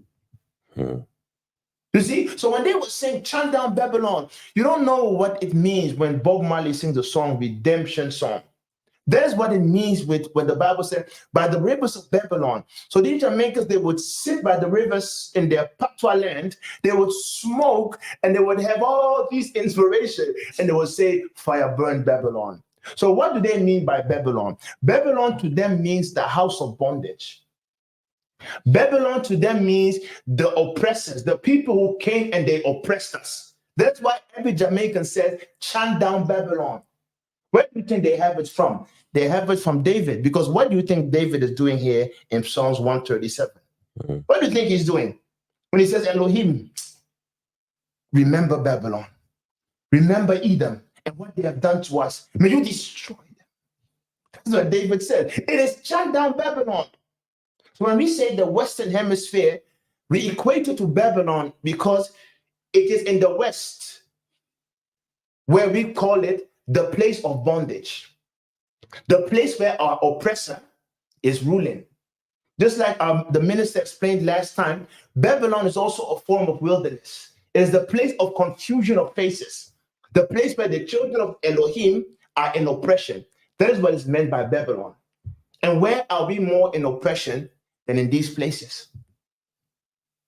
So that's what is meant by Babylon. So Isaiah 31:1, he says, the burden of Babylon, which Isaiah the son of Amos did see. How ye? For the day of Yah is at hand, it shall come as a destruction from the Almighty. For behold, the day of Yah comes, cruel, both with wrath and fierce anger, to lay the land desolate, and he shall destroy the sinners thereof out of it. Revelation, Babylon the great is fallen, for all nations have drunken of the wrath of her fornication. And the merchants of the earth has waxen or have waxen rich by her commerce, gold, precious stones, oil, horses, chariots, slaves, and the souls of men. That is where they really stand out in how they are a nation that likes to merchandise, traffic. They traffic all manner of things, but also the souls of men. And this picture really demonstrates who Babylon is. You see the black man, and then you see him being hanged with a flag, and it is the flag of the US, because the US is the poster child for Babylon. America is the poster child for Babylon. The place where they hang our people, where they kill our people, where they have oppressed our people. And that is why Jamaicans say, chant down Babylon. That is why all of us that are in the West, when we say the Western Hemisphere, we mean the European nations, including also what? America. But European nation also includes Germany, France, the Netherlands. All of these nations are considered as to be Babylon. So we are continuing, speaking of Babylon still, Isaiah 31:11, and I will punish the world for their evil, and the wicked for their iniquity, and I will cause the arrogancy of the proud to cease, and I will lay low the haughtiness of the terrible. We will not focus too much about the punishment, because that is what the brother will deal with next week. We are now simply speaking about the redemption, but because it goes hands in hand, some scriptures will touch them, but I will not explain them. So Isaiah 13:14, and it shall be as the chase row, and as a sheep that no man takes up, they shall every man turn to his own people, and flee, everyone into his own land. Isaiah 13:15, everyone that is found shall be thrust through, and everyone that is joined unto them shall fall by the sword. Jeremiah 50:16, cut off the sower from Babylon, and him that handles the sickle in the time of harvest. For fear of the oppressing sword, they shall turn every one to his people, and they shall flee every one to his own land. So I wrote down in yellow, with the Western hemisphere, we mean all the Israelites scattered about in the US, UK, and Europe predominantly. Exactly. So that is why when we wrote or when you read, I think the First Thessalonians 4, how the whole thief in the night thing, it cannot be supported because Elohim said, ye that are wise, ye that are children of the light, to you it will not come as a thief in the night. What it simply means is when Elohim begins to move and the day of Yah is approaching, and Elohim begins to incite the European nations, just like what he said in Ezra and in Matthew, he said, you will see nations rise against nations. We are already starting to see that. We saw it in those days, and we are still seeing it now. Ukraine versus Russia, so-called Israel versus so-called Palestine. During the Soviet wars, you saw the neighboring countries fighting against each other. First World War, Second World War, UK versus Germany, Russia coming in, helping them. Now, all of a sudden, they don't know Russia anymore. The US versus, what's it called? Cuba and all the other nations. So you will see nations fighting against nations. At a certain point, just like you are seeing now, what have the Ukrainians done? When Russia began to bomb Ukraine, what did the people of Ukraine do? They fled. They fled. Where did they go? Some went to Germany, others went to Poland, many came to the Netherlands. They fled all over. Did God tell them to do that? It was common sense. Bombs are dropping. Me and my family, we need rest. We need security, so we will leave. Just like you are seeing the example of Ukraine. Guess what will happen when Elohim begins to incite the princes of this world? Elohim begins to destroy some parts of America. Let's say the way we are living here, me and my family, and all of a sudden I notice that Russia has bombed Amsterdam, or Russia has bombed Belgium. What do you think I will do? Make action. Do you think I will stay here?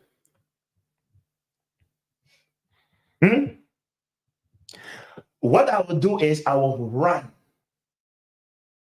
I will buy a ticket and immediately, expeditiously, I will go to another nation. And if I see that there is war all over Europe, Russia has gone bananas. They attacked Belgium, they attacked Germany, they attacked France. Do you think I would buy a ticket to go to Portugal? You think that? Where do you think I will go? I am not from America. So I have nothing in America. So where do you think where do you think I will go? So the Bible says they will all turn to his own people. So my people are from Congo. So where do you think I will go? Book a ticket. Me, my household, we go there. So that is what will happen. And that is how Elohim will begin to gather the elect that are in the Western Hemisphere. All the Bantus in UK go to their own nation. Bantus in France, there are many. They'll go to their own nation. The Bantus in Germany to their own nation. Not only the Bantus in Germany, but it will also be people that are just there. They will have to flee. But now let's say you are from Turkey. Let's say you are from Turkey. And Russia's bombing the place. And they also bombed the portion of Turkey. Do you think that you will feel safe to go to Turkey? No. So what will happen? What you will notice is many people that are in Babylon, they will find a place to escape. And many of them, because of the turmoils that are all over Europe, they will have no choice but to go into Africa, to go there. So what you will notice is there will be a mixed multitude of people that will leave Babylon, the mass exodus, and they will go towards Africa. That's what will happen. And Elohim being so wise, that is why he made it so that at this moment, can you believe that the population of Africa is maybe, when you look at the full capacity of the continent, it is maybe 20% inhabited. Maybe. And the rest, all the other places, is just vast space. Many people can live there. That's how he has arranged it. So that is how the people of the West will begin to migrate towards Africa. And that is why you will see how the West will make an exodus and people will leave this place because Elohim will bomb it.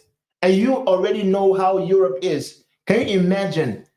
There is no more heat. People, imagine a nation fights against the Netherlands and they kill off the power grid and we have no more heat. Imagine. You are in the Netherlands, no heat. Imagine you are in Iceland, no heat. Imagine you are in Canada. Canada can reach to -20. Imagine, -20 degrees. There is no heat. That is why Europe, we are boasting because of technology, but without technology, you would die out.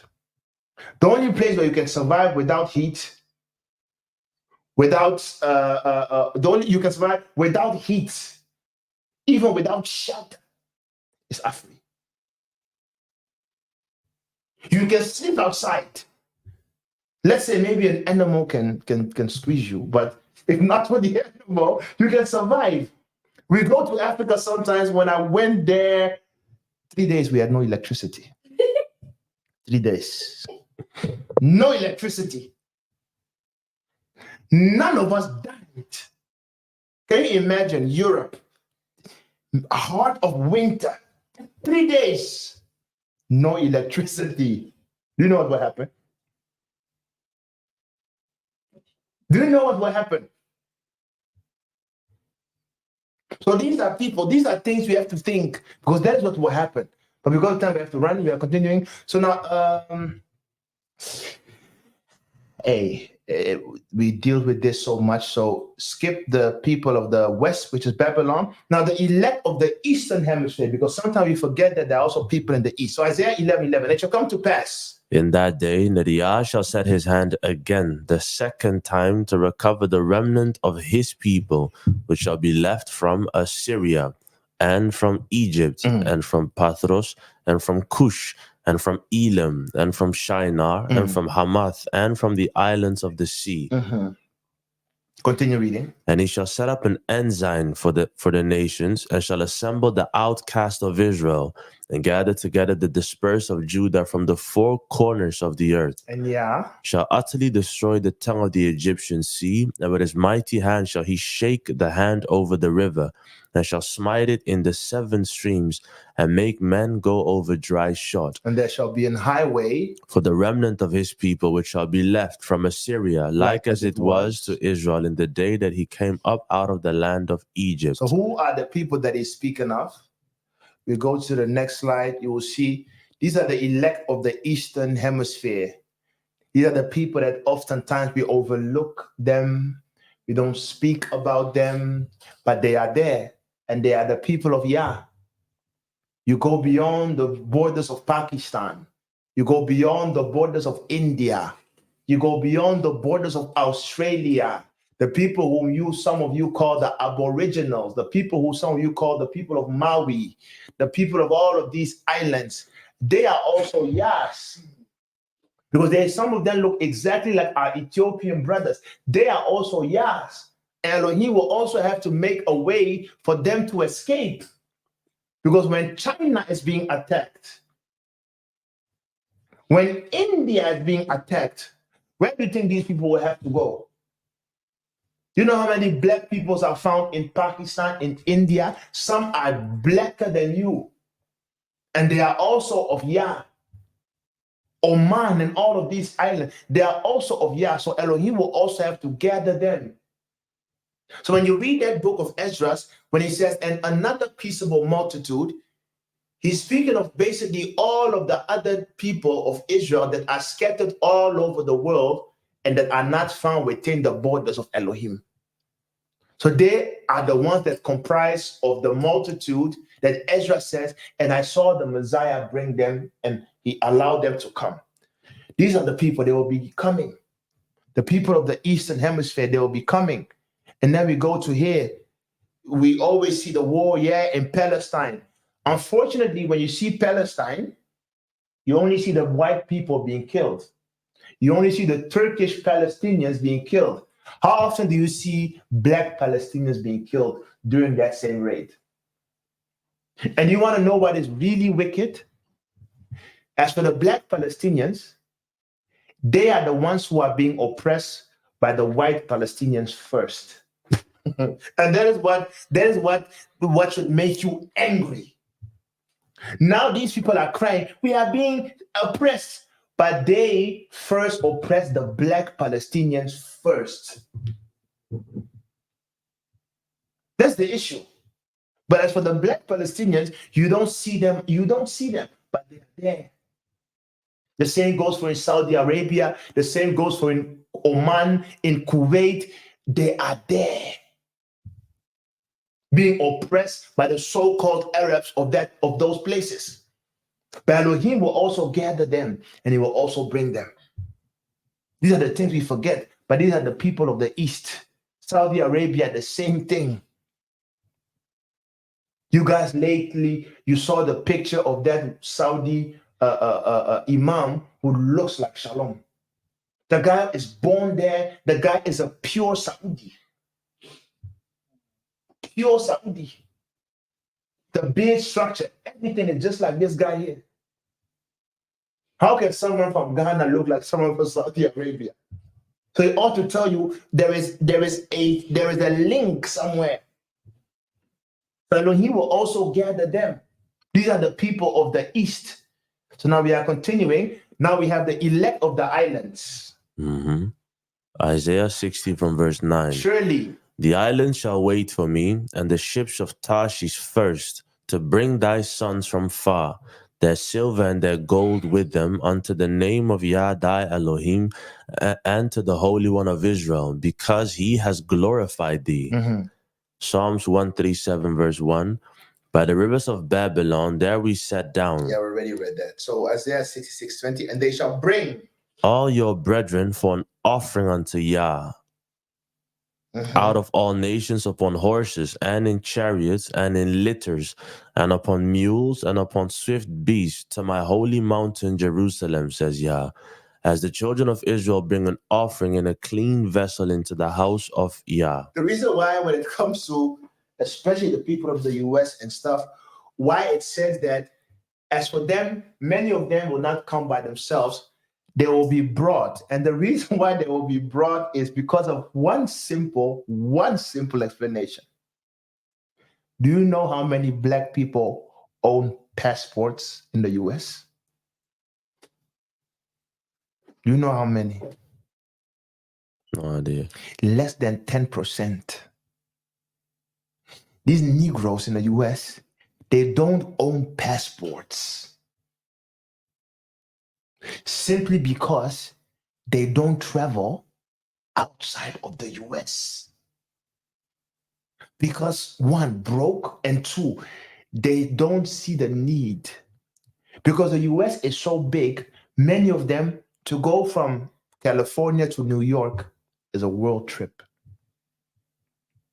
So to them, to go from one state to the other is already a holiday. And I can understand, because Texas and Washington, D.C. are two different worlds, but it's the same country. Nevada and Atlanta, Georgia are two different worlds, but the same country. So most of them, they just go from state to state. Many of them don't travel. So you don't travel, they don't even possess passports. So do you think because the bombs are dropping, you can go to the airport and say, I don't have a passport because the bombs are dropping, I want to go something? Is that what you think will happen? So many of them, they will be brought in the days of judgment as a peace offering, because the nations will try to come into the people of Yah. So it'll be like, we have brought your people. So allow us passage. Allow us passage. That is for the ones that are not wise. They will go through these things. So when we speak about the islands, we are speaking of all the nations where the people of Elohim were sent through slavery. So you think of Jamaica, you think of Haiti, you think of Suriname, you think of all of Antigua, Barbados, all the Curacao, Bonaire, all the islands where the slaves were sent, the descendants of the children of Israel. Elohim will also cause them to come. Because what do you think will happen to Canada, what happened to Jamaica, what happened to Suriname when Russia bombs the United States? The after effect of the nuclear bomb will destroy all the other places as well, so that someone who's from Jamaica cannot go back.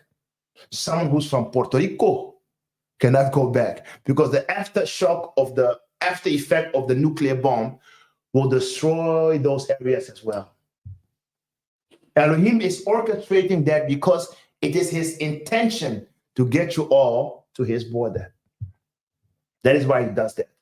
That is why for those American brothers that are like, oh, America, and that's why some, especially some of my Hebrew brothers, some of their doctrine is also very strange. Believing that Elohim will take a UFO, Elohim will send angels, and they will kidnap you, and the angels will beam you up, like beam me up. They will beam you up, like beam me up, Scotty. They beam you up into a spaceship, and then I don't know what you would discuss in the spaceship, and then they're like, ooh, they fly to Africa, and then they deposit you in Africa. I'm like, people, do we have biblical precept for this? Has Elohim ever UFO'd someone? No. So he will not do that. So Elohim will do that. So especially those that love, oh, I'm from Suriname, I'm from Curacao, oh, I'm from United States. The United States is the promised land. How can the United States be the promised land if it will be bombed? Hebrews that love doctrine, please explain that to me. Some of them, they come with maps, and Toropico was in Mexico, and it was the place where Nimrod. I'm like, what? Toropico was what? And Americans mean Pichu Pichu, and that is what it means, and they can link it, and I'm like, wow. But what about the prophecy? Because it sounds good, but what about the prophecy? Yeah, they can link it. I'm like, oh. But what about the prophecy? Because America will be bombed. So what will happen then? And because of the prophecy, that cannot be the place. So that he will cause all the people of the island, he will also bring them towards the border. And what is the border? 2nd Ezra 12:31. The elect within the borders of Elohim, because he will bring them from all over the nations, and his determination is to bring them towards his border. So, and the lion whom thou sawest, rising up out of the wood and roaring and speaking to the eagle and rebuking her for her unrighteousness with all the words which thou hast heard. This is the anointed, which the highest has kept for them and for their wickedness unto the end. He shall reprove and shall upbraid them with their cruelty, for he shall set them before him alive in judgment, and shall rebuke them and correct them. For the rest of my people shall he deliver with mercy those that have been pressed upon my borders. You see, those that have been pressed upon my borders, they are the ones that he will save with mercy, and he shall make them joyful until the coming of the day of judgment, whereof I have spoken unto thee from the beginning. Now, 2nd Baruch 29:7, and this is especially for our American brothers, and that is why America cannot be the promised land. It makes no sense for America to be the promised land. Why? Because he says, and Yah answered and said to me, that which will happen at that time bears upon the whole earth. Meaning when the destruction will take place and the people will be dispersed from left and right, and there will be a lot of running and exodus. He says this is not something that will be done secretly, because these Hebrews say, and there was beam us up. And he said it will happen to the whole earth, and there will be a mingling, and there will be a multitude. People will be running towards the whole earth. And he says, therefore, all who live will notice it. For at that time, I shall only protect those found in this land at that time. Now, my question is, how can he protect something and allow it to be bombed? Because we all know that something must trigger the people to flee from Babylon. What is that triggering? It is the bomb. So if America is the promised land, how has he protected it by allowing it to be bombed? Which makes no sense. The only place that will not see a bomb, that will not be bombed, is Africa. So all of them, they will have to flee and run towards the border of Elohim. For Elohim said, I shall only protect those that are found in this land at that time. So it makes no sense. And it will happen that when all that which shall come to pass in these parts has been accomplished, the Anointed One will begin to be revealed. That is when the Anointed One will begin to be revealed. But that is an explanation for another day when we'll deal with Gog and Magog, how the Anointed One will be revealed when we are in the wilderness. But let's see now. Oh, we're almost done. So the elect within the borders. So what are then the borders? Isaiah 11:11.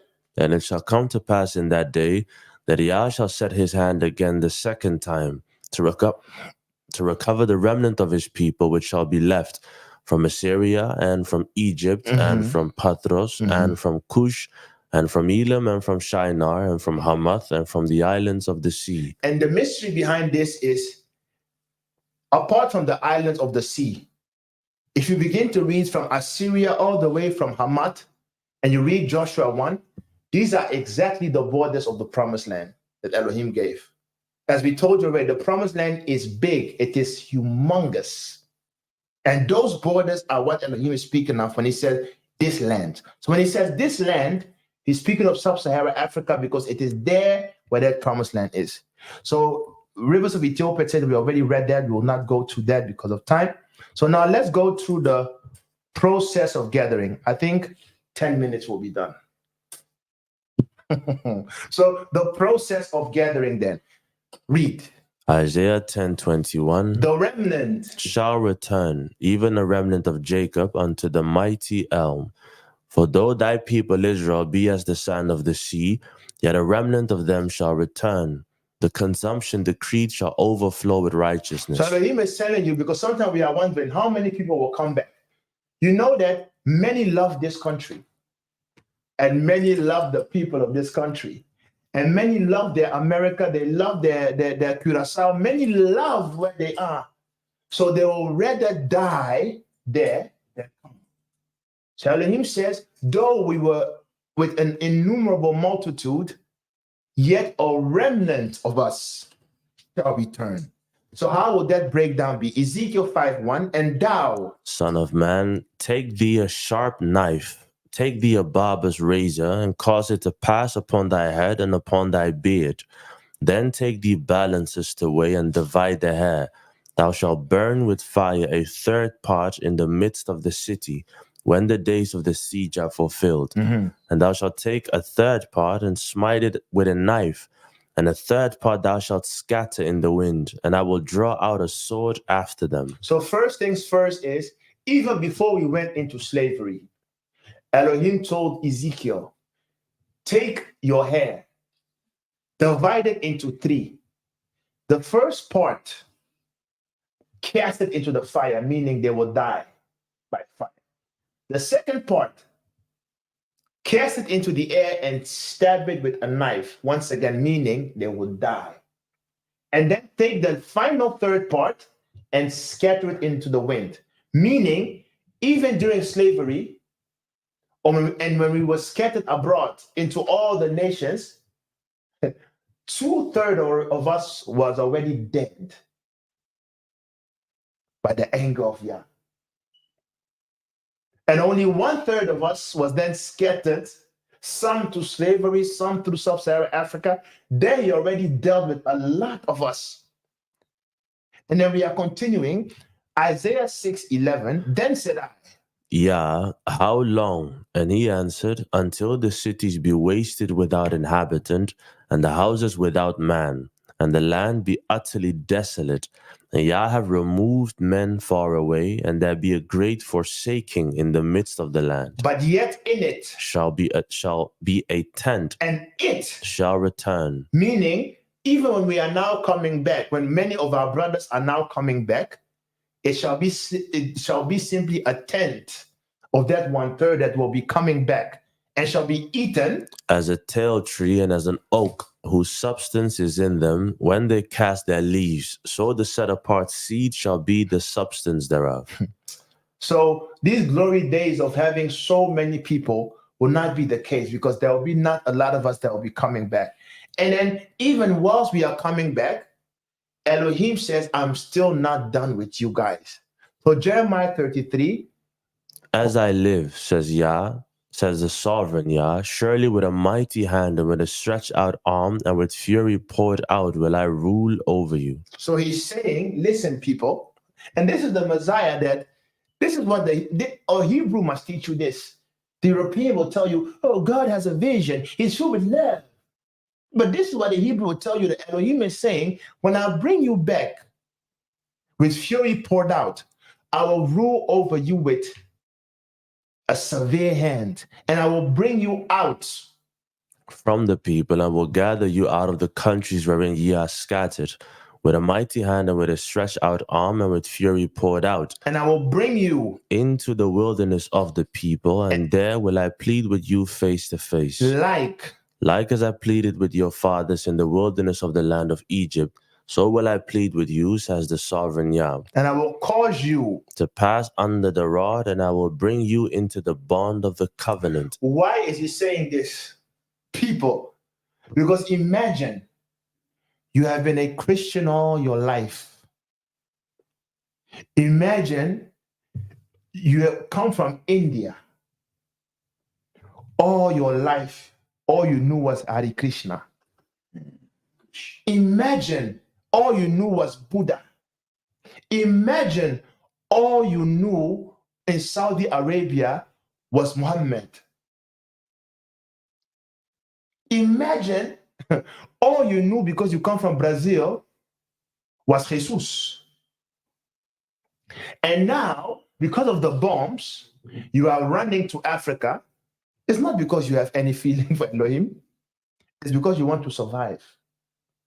So lo and behold, you get there, Elohim sees you. He must now go through a process of what? He has to deprogram you and reprogram you. Can you imagine a mixed multitude in the burning heat of Igbo land? Can you imagine the chaos? And Elohim wants all of them to know the law. I pity the shepherd in those days. You have to be mad. So Elohim says, I will bring all of you into the bond of the covenant. Why? Because he must teach you again, who are the Hebrews? Who's the Messiah? Who's Elohim? What are his laws? Set away the idols. All of these things he must teach you. And in verse 38, he says, and I will purge out from amongst you the rebels, because many will not want it. And Elohim will be like, you don't want it? Fine. You will just end up dead in the wilderness. So he says, and I will purge out from amongst you the rebels and them that transgress against me, and I will bring them forth out of the country where they sojourn, and they shall not enter into the land of Israel, and ye shall know that I am Yah. So people, this was Ezekiel, was Ezekiel 20:34. Okay. Otherwise, someone will think that it's Jeremiah 33. Yeah, I don't know what went wrong yesterday. Maybe I was dreaming. So some is Jeremiah, the other is Ezekiel. That's true. So so can you imagine this process of gathering? So for you that are like, okay, so that means when the bombs are dropping, yes, we will just go to Africa. Mm. We will suffer there. It will not be a fun time. It will not be a fun time. It will be a difficult time. It will be a difficult time. Just imagine in the burning heat of Edo State. Can you imagine? And the funny thing, because of the lacking and the struggles, you think a woman will have time to put on makeup? Mm. So that's why Elohim is wise. It will be through these things that you will have no option. You will have no option. So if under these circumstances you are still able to transgress, I understand why he has to kill you, because he'll be like, if even after this duress, you still won't change, it means you are unrepentable. That's the issue. That's the issue. So, blah, blah, blah, blah. And that is what Ezra is saying in Ezra 13:12. Afterwards saw I the same man Come down from the mountain and call unto him another peaceable multitude. And there came much people unto him, whereof some were glad, some were sorry, and some of them were bound, and others some brought of them that were offered. Meaning that when he's gathering us, he will purge out the rebels, but not all of us will be rebels, of course. Some will be sorry, some will be glad, some are bound, and yet there will also be some that will have an offering to bring unto Elohim, meaning their lives will be in order. 39, and whereas thou saw that he gathered another peaceable multitude, those are we already read that. But those that be left behind of that people are they that are found within my borders. Simply meaning that we that are in DRC, we that are already in Ghana, those that are already in Nigeria, those that are already in Ivory Coast, they will be there. The others will come and join them. And then from there on, because Sub-Saharan Africa is part of the promised land, but it is not the promised land. That's what we sometimes forget. So Elohim will then begin to make an exodus from the coast of what we know as Nigeria and stuff, and people will begin to go more towards the east. And during that journey as well, that is when many of the tribulations will continue to happen, until that the armies of the West will come. But that is maybe a topic for another day. But that is what will happen. And that's what it means with those that be left behind of that people are they that are found within my borders. Those are simply the Bantus that are already now in Sub-Saharan Africa, waiting for those that are of the diaspora to come and join them. That is all that means. Now, verse 49, now when he destroyeth the multitude of the nations that are gathered together, he shall defend his people that remain. Exactly. So this Ezra's we already read it, but now we understand it more because I explained the context. So if you just read without explaining, I think because we already explained it, but now it will make more sense. So read it. And Second Ezra 12:31, and the lion whom thou sawest rising up out of the wood and roaring and speaking to the eagle and rebuking her for her unrighteousness with all the words which thou hast heard, this is the anointed which the highest has kept for them and for their wickedness unto the end. He shall reprove them and shall upbraid them with their cruelty. For he shall set them before him alive in judgment, and shall rebuke them and correct them. For the rest of my people shall he deliver with mercy, those that have been pressed upon my borders, and he shall make them joyful until the coming of the day of judgment, whereof I have spoken unto thee from the beginning. So I think that verse makes more sense now, right? So then the conclusion, Zechariah 8:13, and it shall come to pass That as ye were a curse among the heathen, O house of Judah and house of Israel, so will I save you, and ye shall be a blessing. Fear not, but let your hands be strong. For thus Says Yah of hosts, as I thought to punish you when your fathers provoked me to wrath, says Yah of hosts, and I repented not. So again have I thought in these days to do well unto Jerusalem and to the house of Judah. Fear ye not. However, he's saying these are the things that ye shall do. Speak ye every man the truth to his neighbor. Execute the judgment of truth and peace in your gates. And let none of you Imagine evil in your hearts against his neighbor, and love no false oath. For all these are things that I hate, says Yah. So that is the warning that he has left us with. So to conclude, we have looked at why there is need for a saving of the people of Elohim. We also looked at who will be saved and what the pecking order is.